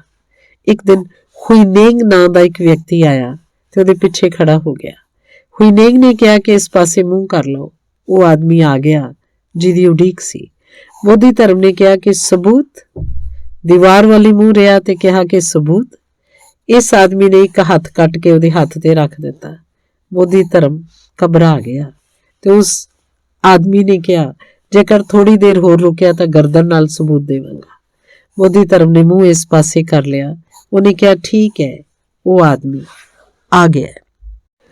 ਸੱਚ ਦੇ ਲਈ ਜੇਕਰ ਥੋੜੀ ਜਿਹੀ ਪਿਆਸ ਹੋਵੇ ਤਾਂ ਬਹੁਤ ਸਾਹਸ ਦੀਆਂ ਜੋ ਖਿੰਡਰੀਆਂ ਹੋਈਆਂ ਸ਼ਕਤੀਆਂ ਹਨ, ਉਹ ਇਸ ਪਿਆਸ ਦੇ ਕੇਂਦਰ ਉੱਤੇ ਇਕੱਠੀਆਂ ਹੋ ਜਾਂਦੀਆਂ ਹਨ। ਯਾਦ ਰੱਖੋ, ਸੱਚ ਹਮੇਸ਼ਾ ਪਿਆਸ ਦੇ ਕੇਂਦਰ ਉੱਤੇ ਇਕੱਠਾ ਹੋ ਜਾਂਦਾ ਹੈ। ਜੋ ਪਿਆਸ ਹੁੰਦੀ ਹੈ ਉਹ ਸ਼ਕਤੀ ਬਣ ਜਾਂਦੀ ਹੈ। ਤੁਹਾਡੀ ਜੋ ਪਿਆਸ ਹੈ ਉਹੀ ਤੁਹਾਡੀ ਸ਼ਕਤੀ ਹੈ। ਸ਼ੀਰੀ ਦਾ ਤੁਸੀਂ ਨਾਂ ਸੁਣਿਆ ਹੋਵੇਗਾ, ਫਰਿਆਦ ਤੇ ਸ਼ੀਰੀ ਦਾ। ਸ਼ੀਰੀ ਨੇ ਫਰਹਾਦ ਨੂੰ ਪੁੱਛਿਆ, ਤੂੰ ਮੈਨੂੰ ਪਿਆਰ ਕਰਦਾ ਹੈ? ਫਰਿਆਦ ਨੇ ਕਿਹਾ, ਜੇਕਰ ਆਖਾਂਗਾ ਤਾਂ ਵਿਸ਼ਵਾਸ ਨਹੀਂ ਹੋਣਾ। ਕਿਵੇਂ ਵਿਸ਼ਵਾਸ ਦਿਵਾਵਾਂ? ਸ਼ੀਰੀ ਨੇ ਕਿਹਾ ਕਿ ਪਿੰਡ ਦੇ ਪਿੱਛੇ ਜੋ ਪਹਾੜ ਹੈ ਉਹਨੂੰ ਕੱਟ ਕੇ ਅਲੱਗ ਕਰ ਦੇ। ਫਰਿਆਦ ਨੇ ਤੇਸਾ ਚੁੱਕਿਆ ਤੇ ਪਹਾੜ ਤੇ ਚਲਾ ਗਿਆ। ਕਿਹਾ ਜਾਂਦਾ ਹੈ ਕਿ ਉਹਨੇ ਸੂਰਜ ਨਿਕਲਣ ਤੋਂ ਪਹਿਲਾਂ ਪਹਾੜ ਨੂੰ ਖੋਦ ਦਿੱਤਾ। ਇਹ ਗੱਲ ਤਾਂ ਕਾਲਪਨਿਕ ਕਹੀ ਜਾ ਸਕਦੀ ਹੈ। ਸੂਰਜ ਉੱਗਣ ਤੋਂ ਪਹਿਲਾਂ ਉਹਨੇ ਪਹਾੜ ਖੋਦ ਦਿੱਤਾ, ਲੇਕਿਨ ਇਹ ਗੱਲ ਕਾਲਪਨਿਕ ਹੋਵੇ ਤਾਂ ਵੀ ਸੱਚ ਹੈ। ਜਿਨ੍ਹਾਂ ਦੇ ਅੰਦਰ ਪਿਆਸ ਹੋਵੇ, ਪ੍ਰੇਮ ਹੋਵੇ, ਉਹਨਾਂ ਲਈ ਹੋਰ ਵੀ ਘੱਟ ਸਮੇਂ 'ਚ ਪਹਾੜ ਖੋਦਿਆ ਜਾ ਸਕਦਾ ਹੈ। ਅਸਲ 'ਚ ਪਹਾੜ ਹੈ ਹੀ ਇਸ ਲਈ ਕਿ ਸਾਡੇ ਅੰਦਰ ਪਿਆਸ ਨਹੀਂ ਹੈ। ਪਿਆਸ ਹੋਵੇ ਤਾਂ ਪਹਾੜ ਮਿਟ ਜਾਂਦਾ ਹੈ। ਰਸਤੇ 'ਚ ਜੋ ਵੀ ਰੁਕਾਵਟਾਂ ਹਨ ਉਹ ਇਸ ਲਈ ਹਨ ਕਿ ਸਾਡੇ ਅੰਦਰ ਪਿਆਸ ਨਹੀਂ ਹੈ। ਸਾਡੇ ਅੰਦਰ ਪਿਆਸ ਦੀ ਬਲਦੀ ਅੱਗ ਹੋਵੇ ਤਾਂ ਰਸਤਾ ਸਿੱਧਾ ਤੇ ਰਾਜਮਾਰਗ ਹੋ ਜਾਂਦਾ ਹੈ। ਸਾਰੀਆਂ ਮੁਸ਼ਕਲਾਂ ਦੂਰ ਹੋ ਜਾਂਦੀਆਂ ਹਨ, ਕਿਉਂਕਿ ਮੁਸ਼ਕਲਾਂ ਦਾ ਅਨੁਪਾਤ ਉਹੀ ਹੁੰਦਾ ਹੈ ਜੋ ਸਾਡੀ ਕਮਜ਼ੋਰੀ ਦੀ ਅਨੁਪਾਤ ਹੈ। ਜਿੰਨੀ ਸ਼ਕਤੀ ਇਕੱਠੀ ਹੋਵੇ ਉਨੀ ਕਮਜ਼ੋਰੀ ਟੁੱਟ ਜਾਂਦੀ ਹੈ ਤੇ ਰਸਤੇ ਦੀਆਂ ਰੁਕਾਵਟਾਂ ਨਸ਼ਟ ਹੋ ਜਾਂਦੀਆਂ ਹਨ। ਜਿਨ੍ਹਾਂ ਦੀ ਸਿਰਫ ਜਾਣਨ ਦੀ ਇੱਛਾ ਹੈ ਉਹ ਸਿਰਫ ਜ਼ਿਆਦਾ ਤੋਂ ਜ਼ਿਆਦਾ ਤੱਤਾਂ ਦੀ ਚਰਚਾ ਦੀ ਪ੍ਰਾਪਤੀ ਕਰ ਸਕਦੇ ਹਨ, ਤੱਤਾਂ ਨੂੰ ਹੂਬਹੂ ਦੇਖ ਨਹੀਂ ਸਕਦੇ। ਪੂਰਬ ਤੇ ਪੱਛਮ ਦਾ ਇਹੀ ਫਰਕ ਹੈ। ਪੱਛਮ ਨੇ ਵੀ 2-2.5 ਹਜ਼ਾਰ ਸਾਲਾਂ 'ਚ ਸਾਹਿਤ ਦੀ ਖੋਜ ਕੀਤੀ ਹੈ, ਲੇਕਿਨ ਉਹ ਫਿਲਾਸਫੀ ਤੋਂ ਉੱਪਰ ਨਹੀਂ ਜਾ ਸਕੇ, ਉਹ ਰੀਅਲਾਈਜ਼ੇਸ਼ਨ ਉੱਪਰ ਨਹੀਂ ਜਾ ਸਕੇ। ਉਹਨਾਂ ਨੇ ਤੱਤ ਚਿੰਤਨ ਤਾਂ ਕੀਤਾ, ਲੇਕਿਨ ਉਹ ਸਿਰਫ ਇੱਛਾਵਾਂ ਮਾਤਰ ਹਨ, ਪਿਆਸ ਨਹੀਂ ਸੀ। ਉਹ ਕੋਈ ਅਜਿਹੀਆਂ ਗੱਲਾਂ ਨਹੀਂ ਸਨ ਜਿਨ੍ਹਾਂ ਉੱਪਰ ਉਹ ਆਪਣੇ ਪ੍ਰਾਣ ਨਿਛਾਵਰ ਕਰ ਸਕਣ ਤੇ ਸਮਰਪਿਤ ਕਰ ਸਕਣ। ਉਹ ਕੋਈ ਐਸੀ ਤਲਾਸ਼ ਜਾਂ ਖੋਜਾਂ ਨਹੀਂ ਸਨ। ਉੱਥੇ ਉਹ ਆਪਣੇ ਜੀਵਨ ਦਾ ਮੁੱਲ ਚੁਕਾਉਣ ਲਈ ਰਾਜ਼ੀ ਹੋਣ, ਤੇ ਜੋ ਮਨੁੱਖ ਸੱਚ ਦੇ ਉੱਪਰ ਕਿਸੇ ਹੋਰ ਚੀਜ਼ ਨੂੰ ਰੱਖਦਾ ਹੈ ਉਹ ਇਹ ਸਮਝ ਲਵੇ ਕਿ ਅਜੇ ਉਹਦੀ ਪਿਆਸ ਨਹੀਂ ਜਾਗੀ ਤੇ ਸਮਾਂ ਨਹੀਂ ਆਇਆ। ਤੁਸੀਂ ਆਪਣੇ ਅੰਦਰ ਨਿਰਣਾ ਕਰੋ ਤੇ ਵਿਚਾਰ ਕਰੋ ਕਿ ਕੀ ਪਰਮਾਤਮਾ ਨੂੰ ਜਾਂ ਸੱਚ ਨੂੰ, ਜੋ ਵੀ ਹੈ ਦੁਨੀਆ 'ਚ, ਉਹਨੂੰ ਲੱਭਣ ਲਈ ਜੋ ਵੀ ਅੰਦਰ ਹੈ ਉਹਨੂੰ ਲੱਭਣ ਦੇ ਲਈ ਪਿਆਸ ਦਾ ਜਾਗਣਾ ਆਰੰਭ ਹੋ ਗਿਆ। ਜੇਕਰ ਜਾਗਣਾ ਸ਼ੁਰੂ ਨਹੀਂ ਹੋਇਆ ਤੇ ਉਸ ਤੋਂ ਪਹਿਲਾਂ ਖੋਜ 'ਚ ਲੱਗ ਜਾਣਾ ਵਿਅਰਥ ਹੋਏਗਾ। ਫਿਰ ਬਿਹਤਰ ਹੈ ਕਿ ਪਹਿਲਾਂ ਪਿਆਸ ਨੂੰ ਜਗਾਉਣ ਦੀ ਕੋਸ਼ਿਸ਼ ਕਰੋ, ਫਿਰ ਤਲਾਸ਼ 'ਚ ਲੱਗੋ। ਬਹੁਤ ਸਾਰੇ ਲੋਕ ਬਿਨਾਂ ਪਿਆਸੇ ਹੋਏ ਖੋਜਣ ਚਲੇ ਜਾਂਦੇ ਹਨ। ਉਹ ਜੀਵਨ ਭਰ ਦੌੜਦੇ ਹਨ, ਉਹਨਾਂ ਨੂੰ ਕੁਝ ਲੱਭਦਾ ਨਹੀਂ। ਮੈਨੂੰ ਸੰਨਿਆਸੀ ਮਿਲਦੇ ਹਨ, ਉਹ ਕਹਿੰਦੇ ਹਨ ਮੈਨੂੰ 40 ਸਾਲ ਹੋ ਗਏ, ਅਸੀਂ ਖੋਜ ਕਰ ਰਹੇ ਹਾਂ ਪਰ ਕੁਝ ਮਿਲਿਆ ਨਹੀਂ। ਮੈਂ ਉਹਨਾਂ ਨੂੰ ਪੁੱਛਦਾ ਕਿ ਪਹਿਲਾਂ ਇਹ ਖੋਜੋ ਕਿ ਖੋਜਣ ਤੋਂ ਪਹਿਲਾਂ ਪਿਆਸ ਪੈਦਾ ਹੋ ਗਈ ਹੈ ਕਿ ਨਹੀਂ। ਜੇਕਰ ਪਿਆਸ ਪੈਦਾ ਨਹੀਂ ਹੋਈ ਤਾਂ ਖੋਜ ਵਿਅਰਥ ਹੈ, ਕਿਉਂਕਿ ਪਾਣੀ ਦੀ ਪਛਾਣ ਹੀ ਨਹੀਂ ਹੋ ਸਕੇਗੀ। ਜਦ ਤੱਕ ਪਿਆਸ ਨਹੀਂ ਹੋਏਗੀ, ਮੇਰੇ ਸਾਹਮਣੇ ਨਦੀ ਵਹਿੰਦੀ ਰਹੇ, ਝਰਨੇ ਵਹਿੰਦੇ ਰਹਿਣ, ਮੇਰੇ ਅੰਦਰ ਪਿਆਸ ਨਾ ਹੋਵੇ ਤਾਂ ਪਾਣੀ ਨੂੰ ਕਿਵੇਂ ਪਛਾਣਾਂਗਾ। ਸੱਚ ਨੂੰ ਸ਼ਾਸਤਰਾਂ ਤੋਂ ਨਹੀਂ, ਪਿਆਸ ਨਾਲ ਪਛਾਣਿਆ ਜਾਂਦਾ ਹੈ। ਤਾਂ ਇਸ ਤੋਂ ਪਹਿਲਾਂ ਕਿ ਪਿਆਸ ਹੋਵੇ, ਕਿਸ ਤਰ੍ਹਾਂ ਦੀ ਪਿਆਸ ਹੋਵੇ, ਖੋਜ ਹੋਵੇ। ਇਕੱਲੀ ਖੋਜ ਕਾਫੀ ਨਹੀਂ ਹੈ, ਖੋਜ ਪਿਆਸ ਬਣੇ, ਪ੍ਰਾਣਾਂ ਦੀ ਪਿਆਸ ਬਣ ਜਾਏ। ਤੇ ਪ੍ਰਾਣਾਂ ਦੀ ਪਿਆਸ ਕਿਵੇਂ ਬਣੇਗੀ? ਕੁਝ ਚੀਜ਼ਾਂ ਨੂੰ ਦੇਖਣ ਨਾਲ ਪ੍ਰਾਣਾਂ ਦੀ ਪਿਆਸ ਬਣ ਜਾਏਗੀ। ਅੱਖਾਂ ਖੋਲੋ, ਚਾਰੇ ਪਾਸੇ ਦੇਖੋ। ਉੱਥੇ ਦੂਰ ਇਟਲੀ 'ਚ ਇੱਕ ਸਾਧੂ ਹੋਇਆ ਹੈ। ਜਦੋਂ ਮਰ ਰਿਹਾ ਸੀ, ਲੋਕਾਂ ਨੇ ਉਹਨੂੰ ਪੁੱਛਿਆ ਤੂੰ ਸਾਧੂ ਕਿਵੇਂ ਬਣਿਆ? ਉਹਨੇ ਕਿਹਾ ਕਿ ਮੈਂ ਅੱਖਾਂ ਖੋਲ ਕੇ ਦੇਖਿਆ ਤਾਂ ਸਾਧੂ ਹੋਣ ਤੋਂ ਬਗੈਰ ਕੋਈ ਉਪਾਅ ਨਹੀਂ ਰਹਿ ਗਿਆ। ਪੁੱਛਿਆ ਅੱਖਾਂ ਖੋਲ ਕੇ ਦੇਖਿਆ ਸੀ? ਅਸੀਂ ਵੀ ਅੱਖਾਂ ਖੋਲ ਕੇ ਦੇਖ ਰਹੇ ਹਾਂ। ਉਹਨੇ ਕਿਹਾ ਮੈਂ ਬਹੁਤ ਘੱਟ ਲੋਕ ਦੇਖੇ ਹਨ ਜੋ ਅੱਖਾਂ ਖੋਲ ਕੇ ਦੇਖ ਰਹੇ ਹੋਣ, ਜ਼ਿਆਦਾਤਰ ਲੋਕ ਅੱਖਾਂ ਬੰਦ ਕਰਕੇ ਦੇਖ ਰਹੇ ਹਨ। ਮੈਂ ਤੁਹਾਨੂੰ ਵੀ ਕਹਿਣਾ ਕਿ ਜ਼ਿਆਦਾਤਰ ਲੋਕ ਅੱਖਾਂ ਬੰਦ ਕਰਕੇ ਦੇਖ ਰਹੇ ਹਨ। ਜੇਕਰ ਅੱਖਾਂ ਖੋਲ ਕੇ ਦੇਖੋਗੇ ਤਾਂ ਇੰਨੀ ਪਿਆਸ ਪੈਦਾ ਹੋਏਗੀ ਉਹਨੂੰ ਜਾਣਨ ਲਈ ਕਿ ਜੋ ਇਸ ਸਭ ਦੇ ਪਿੱਛੇ ਛੁਪਿਆ ਹੈ, ਜਿਸ ਦਾ ਕੋਈ ਹਿਸਾਬ ਨਹੀਂ। ਸਾਰੇ ਪ੍ਰਾਣ ਹੀ ਪਿਆਸ ਦੀਆਂ ਲਪਟਾਂ 'ਚ ਬਦਲ ਜਾਣਗੇ। ਅੱਖਾਂ ਖੋਲ ਕੇ ਦੇਖਣ ਦਾ ਅਰਥ ਹੈ ਕਿ ਜੋ ਦਿਖਾਈ ਦਿੱਤਾ ਹੈ ਉਹ ਆਮ ਤੌਰ ਤੇ ਜੋ ਦਿਖਾਈ ਦੇ ਰਿਹਾ ਹੈ ਉਹੀ ਨਹੀਂ, ਬਲਕਿ ਆਮ ਤੌਰ ਤੇ ਜੋ ਦਿਖਾਈ ਦੇ ਰਿਹਾ ਉਹਦੇ ਪਿੱਛੇ ਜੋ ਰਾਜ਼ ਛੁਪੇ ਹੈ ਉਹ ਦੇਖਣੇ ਚਾਹੀਦੇ ਹੈ। ਬੁੱਧ ਦਾ ਜਨਮ ਹੋਇਆ ਤਾਂ ਜੋਤਸ਼ੀਆਂ ਨੇ ਬੁੱਧ ਦੇ ਮਾਤਾ ਪਿਤਾ ਨੂੰ ਕਿਹਾ ਕਿ ਉਹ ਬੱਚਾ ਵੱਡਾ ਹੋ ਕੇ ਜਾਂ ਤਾਂ ਚੱਕਰਵਰਤੀ ਜਾਂ ਸੰਨਿਆਸੀ ਹੋ ਜਾਏਗਾ। ਸਾਰੇ ਘਰ 'ਚ ਸੋਗ ਪੈਦਾ ਹੋ ਗਿਆ, ਸਾਰੇ ਘਰ 'ਚ ਘਬਰਾਹਟ ਫੈਲ ਗਈ। ਇੱਕ ਹੀ ਪੁੱਤਰ ਹੋਇਆ ਸੀ ਬਹੁਤ ਉਡੀਕ ਤੋਂ ਬਾਅਦ, ਤੇ ਉਹ ਵੀ ਸੰਨਿਆਸੀ ਹੋ ਜਾਏਗਾ। ਤਾਂ ਬੁੱਧ ਦੇ ਪਿਤਾ ਨੇ ਪੁੱਛਿਆ ਕੀ ਰਸਤਾ ਹੈ ਕਿ ਉਹਨੂੰ ਸੰਨਿਆਸੀ ਹੋਣ ਤੋਂ ਰੋਕ ਸਕਾਂ, ਕੀ ਮਾਰਗ ਹੈ ਕਿ ਸੰਨਿਆਸੀ ਹੋਣ ਤੋਂ ਰੁਕ ਜਾਏ। ਅਸੀਂ ਆਪਣੀ ਸਾਰੀ ਸ਼ਕਤੀ ਲਗਾ ਦਿਆਂਗੇ। ਜੋਤਸ਼ੀਆਂ ਨੇ ਤੇ ਵਿਚਾਰਸ਼ੀਲ ਲੋਕਾਂ ਨੇ ਕਿਹਾ ਇੱਕ ਹੀ ਰਸਤਾ ਹੈ, ਇਹਦੀਆਂ ਅੱਖਾਂ ਨਾ ਖੁੱਲ ਸਕਣ। ਅਜੀਬ ਉਹਨਾਂ ਨੇ ਗੱਲ ਆਖੀ, ਇਹਦੀਆਂ ਅੱਖਾਂ ਨਾ ਖੁੱਲ ਸਕਣ। ਫਿਰ ਅੱਖਾਂ ਖੁੱਲੀਆਂ ਤਾਂ ਕੋਈ ਵੀ ਆਦਮੀ ਸੰਨਿਆਸੀ ਹੋਏ ਬਿਨਾਂ ਨਹੀਂ ਰਹਿ ਸਕਦਾ। ਅੱਖਾਂ ਨਾ ਖੁੱਲ ਸਕਣੇ ਕਿਵੇਂ ਹੋਏਗਾ? ਉਹਨਾਂ ਨੇ ਜੋ ਰਸਤਾ ਦੱਸਿਆ ਉਸ ਤਰ੍ਹਾਂ ਦੀ ਵਿਵਸਥਾ ਕੀਤੀ ਗਈ। ਵਿਵਸਥਾ 3 ਗੱਲਾਂ ਦੀ ਕੀਤੀ ਗਈ। ਬੁੱਧ ਨੂੰ ਸੰਸਾਰ 'ਚ ਕਿਸੇ ਦਾ ਦੁੱਖ ਦਿਖਾਈ ਨਾ ਦੇ, ਬੁੱਧ ਨੂੰ ਸੰਸਾਰ 'ਚ ਕਿਸੇ ਤਰ੍ਹਾਂ ਦਾ ਜ਼ਰਾ, ਮਰਨ, ਮੌਤ ਦਿਖਾਈ ਨਾ ਪਵੇ, ਬੁੱਧ ਨੂੰ ਸੰਸਾਰ 'ਚ ਵਿਚਾਰ ਕਰਨ ਦਾ ਮੌਕਾ ਨਾ ਆ ਸਕੇ। ਇਹ 3 ਵਿਵਸਥਾ ਕੀਤੀਆਂ ਗਈਆਂ। ਇਹ 3 ਵਿਵਸਥਾ ਤੁਸੀਂ ਵੀ ਕਰ ਰੱਖੀਆਂ ਹੋਣਗੀਆਂ।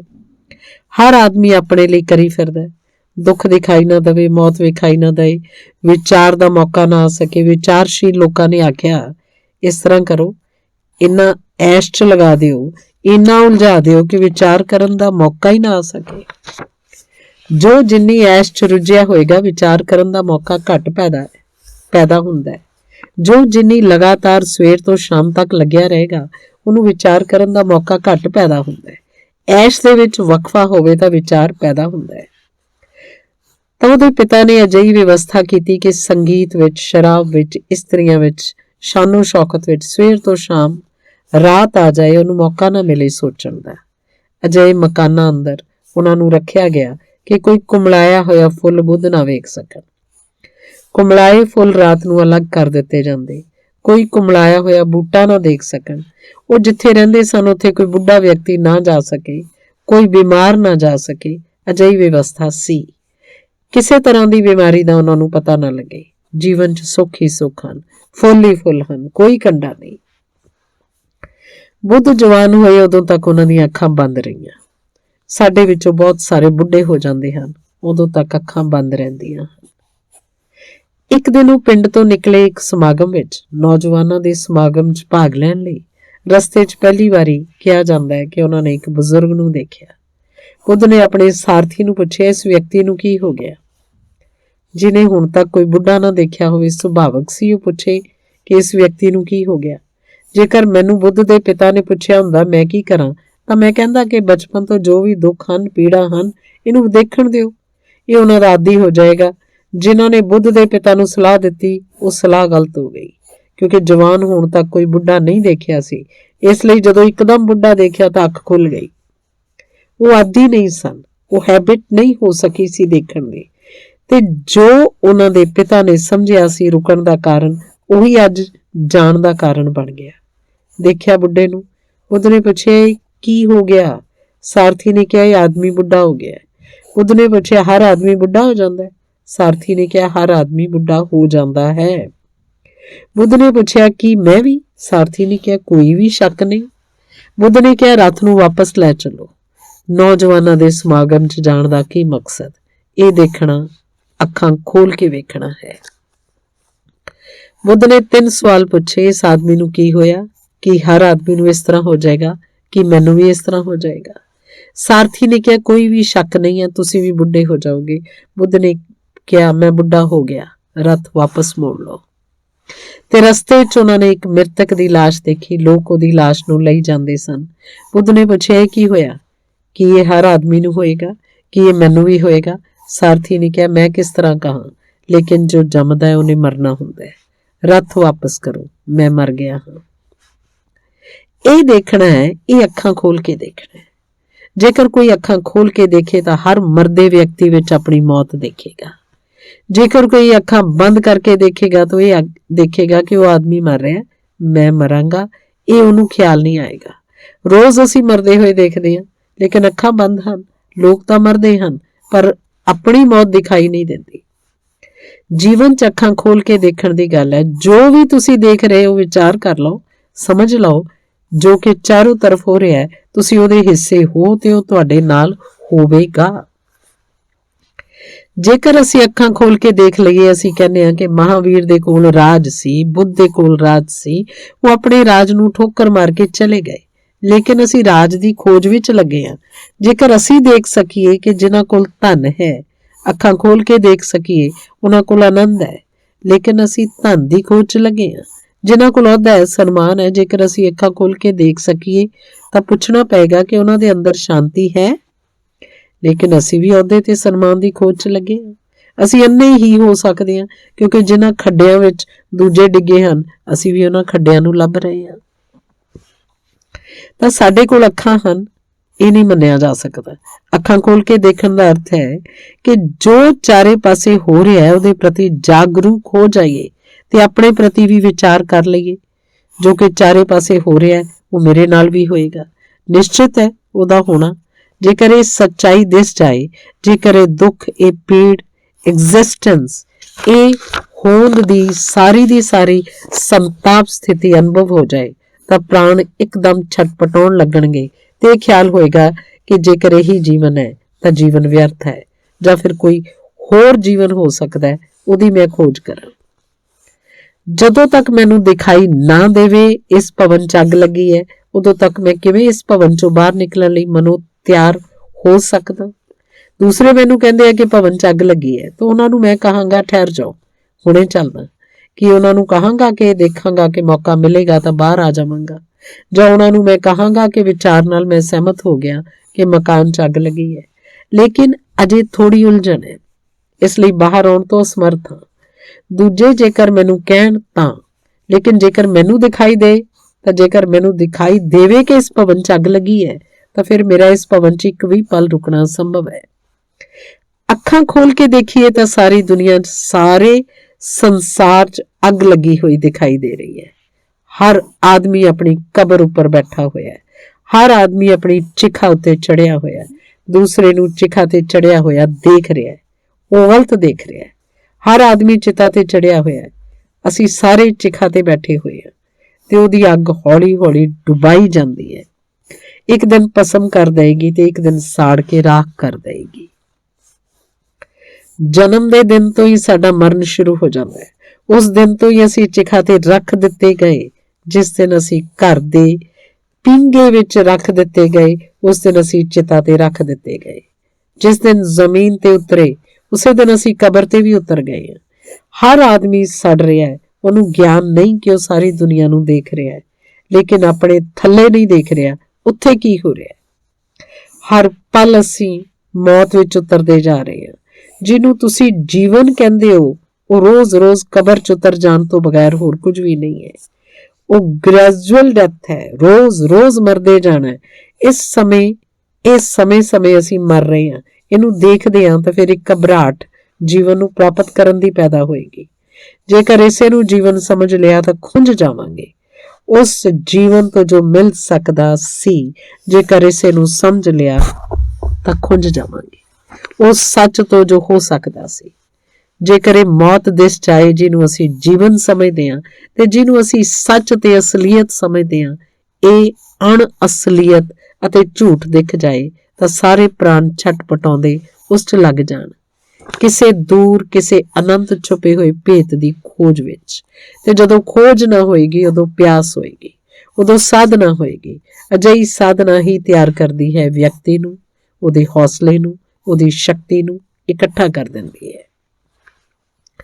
ਮੈਂ ਕੁਝ ਥੋੜੀਆਂ ਜਿਹੀਆਂ ਗੱਲਾਂ ਕਹੀਆਂ, ਬਿਲਕੁਲ ਮੁੱਢਲੀ ਭੂਮਿਕਾ ਹੈ। ਖੋਜ ਮੁਕਤ ਹੋਵੇ, ਵਾਦ ਵਿਵਾਦ ਵਿਚਾਰ ਪੰਥਾਂ ਤੋਂ ਅਲੱਗ ਹੋਵੇ, ਨਿਰਪੱਖ ਹੋਵੇ। ਕੋਈ ਜ਼ਰੂਰਤ ਨਹੀਂ ਮੰਨਣ ਦੀ ਕਿ ਈਸ਼ਵਰ ਹੈ ਜਾਂ ਨਹੀਂ, ਇੰਨਾ ਹੀ ਕਾਫੀ ਹੈ ਕਿ ਕੀ ਹੈ ਉਹਨੂੰ ਮੈਂ ਜਾਣਨਾ ਚਾਹੁੰਦਾ। ਜਾਣਨ ਦੀ ਪਿਆਸ, ਜਾਣਨ ਦੀ ਤਾਂਘ ਕਾਫੀ ਹੈ। ਮੰਨਣ ਦੀ ਕੋਈ ਜ਼ਰੂਰਤ ਨਹੀਂ, ਕਿਉਂਕਿ ਮੰਨਣਾ ਦੂਸਰਿਆਂ ਤੋਂ ਆਉਂਦਾ ਹੈ, ਜਾਣਨਾ ਖੁਦ ਤੋਂ ਆਉਂਦਾ ਹੈ। ਜੋ ਵੀ ਅਸੀਂ ਮੰਨਦੇ ਹਾਂ ਉਹ ਦੂਸਰਿਆਂ ਤੋਂ ਮੰਨਦੇ ਹਾਂ, ਤੇ ਜੋ ਵੀ ਅਸੀਂ ਜਾਣਦੇ ਹਾਂ ਖੁਦ ਤੋਂ ਹੀ ਦੂਸਰਿਆਂ ਤੋਂ ਮੰਨਦੇ ਹਾਂ। ਜੋ ਵੀ ਅਸੀਂ ਜਾਣਦੇ ਹਾਂ ਖੁਦ ਤੋਂ ਜਾਣਦੇ ਹਾਂ। ਧਰਮ ਮੰਨਣਾ ਨਹੀਂ ਹੈ, ਧਰਮ ਜਾਣਨਾ ਹੈ। ਧਰਮ ਵਿਸ਼ਵਾਸ ਨਹੀਂ ਹੈ, ਧਰਮ ਵਿਵੇਕ ਹੈ। ਧਰਮ ਦੂਸਰਿਆਂ ਦੁਆਰਾ ਗ੍ਰਹਿਣ ਕਰਨਾ ਨਹੀਂ ਹੈ, ਧਰਮ ਖੁਦ ਦੁਆਰਾ ਪ੍ਰਾਪਤ ਕਰਨਾ ਹੈ। ਪਹਿਲੀ ਗੱਲ ਮੈਂ ਕਹੀ, ਸਾਰੀਆਂ ਧਾਰਨਾਵਾਂ, ਮੱਤਾਂ, ਪੰਥਾਂ, ਹਿੰਦੂ, ਮੁਸਲਮਾਨ, ਈਸਾਈ, ਬੁੱਧੀ, ਜੈਨੀ, ਇਹਨਾਂ ਤੋਂ ਆਜ਼ਾਦ ਕਰ ਲਓ। ਇਹ ਘੇਰੇ ਕਾਫੀ ਨਹੀਂ ਹਨ, ਇਹ ਦੀਵਾਰਾਂ ਤੋੜ ਦਿਓ। ਕਿੰਨੇ ਸੁੱਖ ਦਾ ਦਿਨ ਹੋਏਗਾ ਜੇਕਰ ਸੰਸਾਰ 'ਚ ਇਹ ਦੀਵਾਰਾਂ ਡਿੱਗ ਜਾਣ, ਸਿਰਫ ਸੱਚ ਦੀ ਇੱਛਾ ਰਹਿ ਜਾਏ। ਤੇ ਦੂਜੀ ਗੱਲ ਮੈਂ ਕਹੀ, ਅਜਿਹੀ ਖੋਜ ਦੇ ਲਈ ਹਿੰਮਤ ਇਕੱਠੀ ਕਰਨ ਦੀ ਜ਼ਰੂਰਤ ਹੈ, ਕਿਉਂਕਿ ਬਿਨਾਂ ਹਿੰਮਤ ਦੇ ਇਕੱਲੇ ਹੋਣ ਦਾ ਡਰ ਲੱਗੇਗਾ। ਭੀੜ ਤੋਂ, ਸਮਾਜ ਤੋਂ, ਸੰਸਾਰ ਤੋਂ ਮੁਕਤ ਹੋਣ 'ਚ ਡਰ ਲੱਗੇਗਾ। ਇਕੱਲੇ ਹੋਣ ਲਈ ਹਿੰਮਤ ਦੀ ਜ਼ਰੂਰਤ ਹੈ, ਲੇਕਿਨ ਮੈਂ ਕਿਹਾ ਕਿ ਹਰ ਇੱਕ ਵਿਅਕਤੀ ਦੀ ਇਹ ਸ਼ਕਤੀ ਹੈ ਕਿ ਉਹ ਇੱਕ ਕਦਮ ਚੱਲਣ ਦੀ ਹਿੰਮਤ ਇਕੱਠੀ ਕਰ ਸਕਦਾ ਹੈ। ਲੇਕਿਨ ਇਹ ਕਦਮ ਵੀ ਉਦੋਂ ਉਠਾਉਣ ਦਾ ਵਿਚਾਰ ਕਰ ਰਿਹਾ ਹੋਏਗਾ ਜਦੋਂ ਖੋਜ ਮਾਤਰ ਬੌਧਿਕ ਖੋਜਬੀਨ ਨਾ ਹੋਵੇ, ਸਗੋਂ ਪ੍ਰਾਣਾਂ ਦੀ ਪਿਆਸ ਤੇ ਤਾਂਘ ਬਣ ਜਾਏ। ਤੇ ਤਾਂਘ ਉਦੋਂ ਬਣੇਗੀ ਜਦੋਂ ਅੱਖਾਂ ਖੁੱਲੀਆਂ ਹੋਣ। ਅੱਖਾਂ ਖੋਲੋ ਤੇ ਦੇਖੋ, ਪੂਰੀ ਜ਼ਿੰਦਗੀ ਤੁਹਾਡੇ ਚਾਰੇ ਪਾਸੇ ਪ੍ਰਕਿਰਤੀ ਤੋਂ ਹਰ ਪਲ ਈਸ਼ਵਰ ਦਾ ਸੱਦਾ ਤੇ ਸੰਦੇਸ਼ ਆ ਰਿਹਾ ਹੈ। ਹਰ ਘੜੀ ਗਿਰਦੇ ਹੋਏ ਪੱਤੇ ਤੋਂ ਤੁਹਾਡੀ ਮੌਤ ਦੀ ਖਬਰ ਹੈ। ਹਰ ਡੁੱਬਦੇ ਹੋਏ ਸੂਰਜ ਤੋਂ ਤੁਹਾਡੇ ਡੁੱਬਣ ਦੀ ਖਬਰ ਹੈ।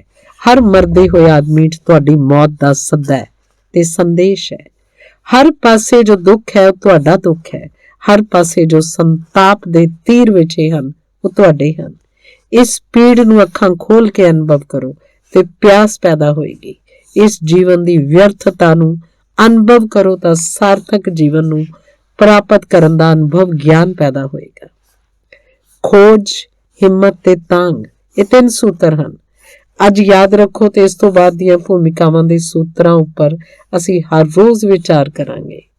ਰਾਤ ਦੇ ਜੋ ਤੁਹਾਡੇ ਪ੍ਰਸ਼ਨ ਹੋਣਗੇ ਉਹਨਾਂ ਉੱਪਰ ਅਸੀਂ ਚਰਚਾ ਕਰ ਲਵਾਂਗੇ। ਤੇ ਇਹ ਤਾਂ ਸਾਰੀ ਗੱਲਬਾਤ ਹੈ। ਉਸੇ ਤਰ੍ਹਾਂ ਜਿਸ ਤਰ੍ਹਾਂ ਇੱਕ ਕੰਡਾ ਲੱਗ ਜਾਏ ਤਾਂ ਦੂਜੇ ਕੰਡੇ ਨਾਲ ਅਸੀਂ ਕੱਢ ਦਿੰਦੇ ਹਾਂ, ਲੇਕਿਨ ਦੂਜੇ ਕੰਡੇ ਨੂੰ ਉਸੇ ਜਗ੍ਹਾ ਨਹੀਂ ਰੱਖ ਦਿੰਦੇ। ਜੋ ਮੈਂ ਗੱਲਾਂ ਕਰ ਰਿਹਾ ਉਹ ਤੁਹਾਡੇ ਮਨ ਵਿੱਚ ਰੱਖਣ ਲਈ ਨਹੀਂ ਹਨ, ਨਹੀਂ ਤਾਂ ਮੈਂ ਤੁਹਾਡਾ ਦੁਸ਼ਮਣ ਹੋ ਗਿਆ, ਕਿਉਂਕਿ ਮੈਂ ਕੁਝ ਵਿਚਾਰ ਕੱਢੇ ਤੇ ਦੂਜੇ ਪਾ ਦਿੱਤੇ। ਉਸ ਨਾਲ ਕੋਈ ਫਰਕ ਨਹੀਂ ਪਏਗਾ। ਮੇਰੀਆਂ ਗੱਲਾਂ ਉਨੀਆਂ ਹੀ ਵਿਅਰਥ ਹਨ ਜਿੰਨੀਆਂ ਉਹ ਗੱਲਾਂ ਜਿਹੜੀਆਂ ਤੁਹਾਨੂੰ ਦੂਸਰਿਆਂ ਨੇ ਦਿੱਤੀਆਂ ਹਨ। ਇਸ ਲਈ ਇਹਨਾਂ ਨੂੰ ਉਹਨਾਂ ਦੀ ਜਗ੍ਹਾ ਤੇ ਨਹੀਂ ਰੱਖ ਲੈਣਾ।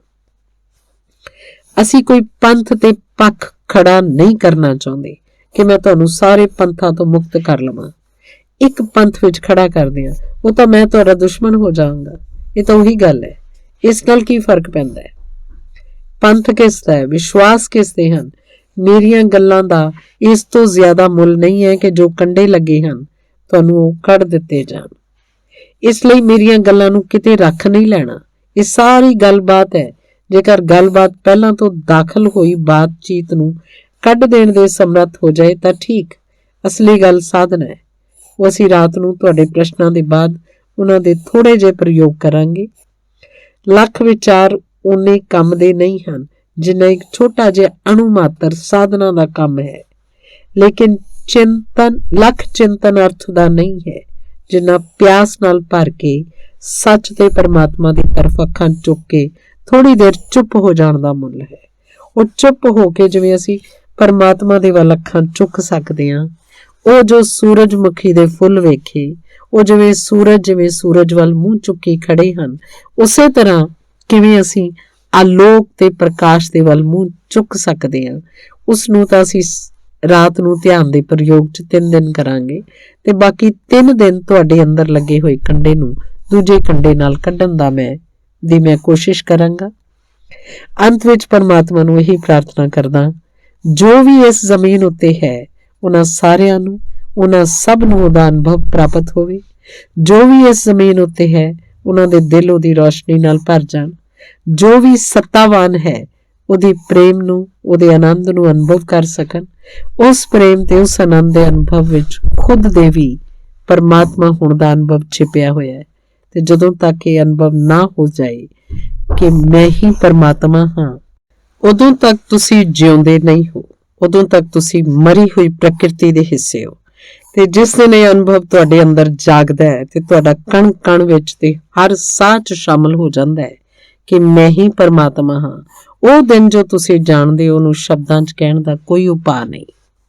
ਲੇਕਿਨ ਸਾਰੇ ਜਗਤ ਦੀ, ਸਾਰੇ ਪ੍ਰਾਣਾਂ ਦੀ ਜਾਣੀ ਅਣਜਾਣੀ ਇੱਛਾ ਉਸੇ ਸੱਚ ਨੂੰ ਜਾਣਨ ਦੀ ਹੈ, ਉਸੇ ਸਰਵ ਸ੍ਰੇਸ਼ਟ ਨੂੰ, ਉਸੇ ਅਨੰਤ ਨੂੰ, ਉਸੇ ਅਨਾਦ ਨੂੰ, ਉਸੇ ਸਨਾਤਨ ਨੂੰ ਜੋ ਸਭ ਦੇ ਅੰਦਰ ਛਿਪਿਆ ਹੈ, ਜੋ ਫਿਰ ਤੋਂ ਪ੍ਰਗਟ ਨਹੀਂ ਹੈ। ਜਿਸ ਦਿਨ ਪ੍ਰਗਟ ਹੋ ਜਾਏਗਾ ਉਸ ਦਿਨ ਆਨੰਦ ਤੇ ਸੰਗੀਤ ਨਾਲ, ਉਸ ਦਿਨ ਸਾਰਾ ਜੀਵਨ ਹਰ ਸਾਹ ਰੋਸ਼ਨ ਖੂਬਸੂਰਤੀ ਨਾਲ ਭਰ ਜਾਂਦਾ ਹੈ। ਉਸ ਖੂਬਸੂਰਤੀ ਦਾ ਸਭ 'ਚ ਅਨੁਭਵ ਹੋ ਸਕੇ, ਇਹ ਪ੍ਰਾਰਥਨਾ ਕਰਦਾ। ਮੇਰੀਆਂ ਗੱਲਾਂ ਨੂੰ ਇੰਨੇ ਪ੍ਰੇਮ ਤੇ ਸ਼ਾਂਤੀ ਨਾਲ ਸੁਣਿਆ ਉਹਦੇ ਲਈ ਧੰਨਵਾਦੀ ਹਾਂ।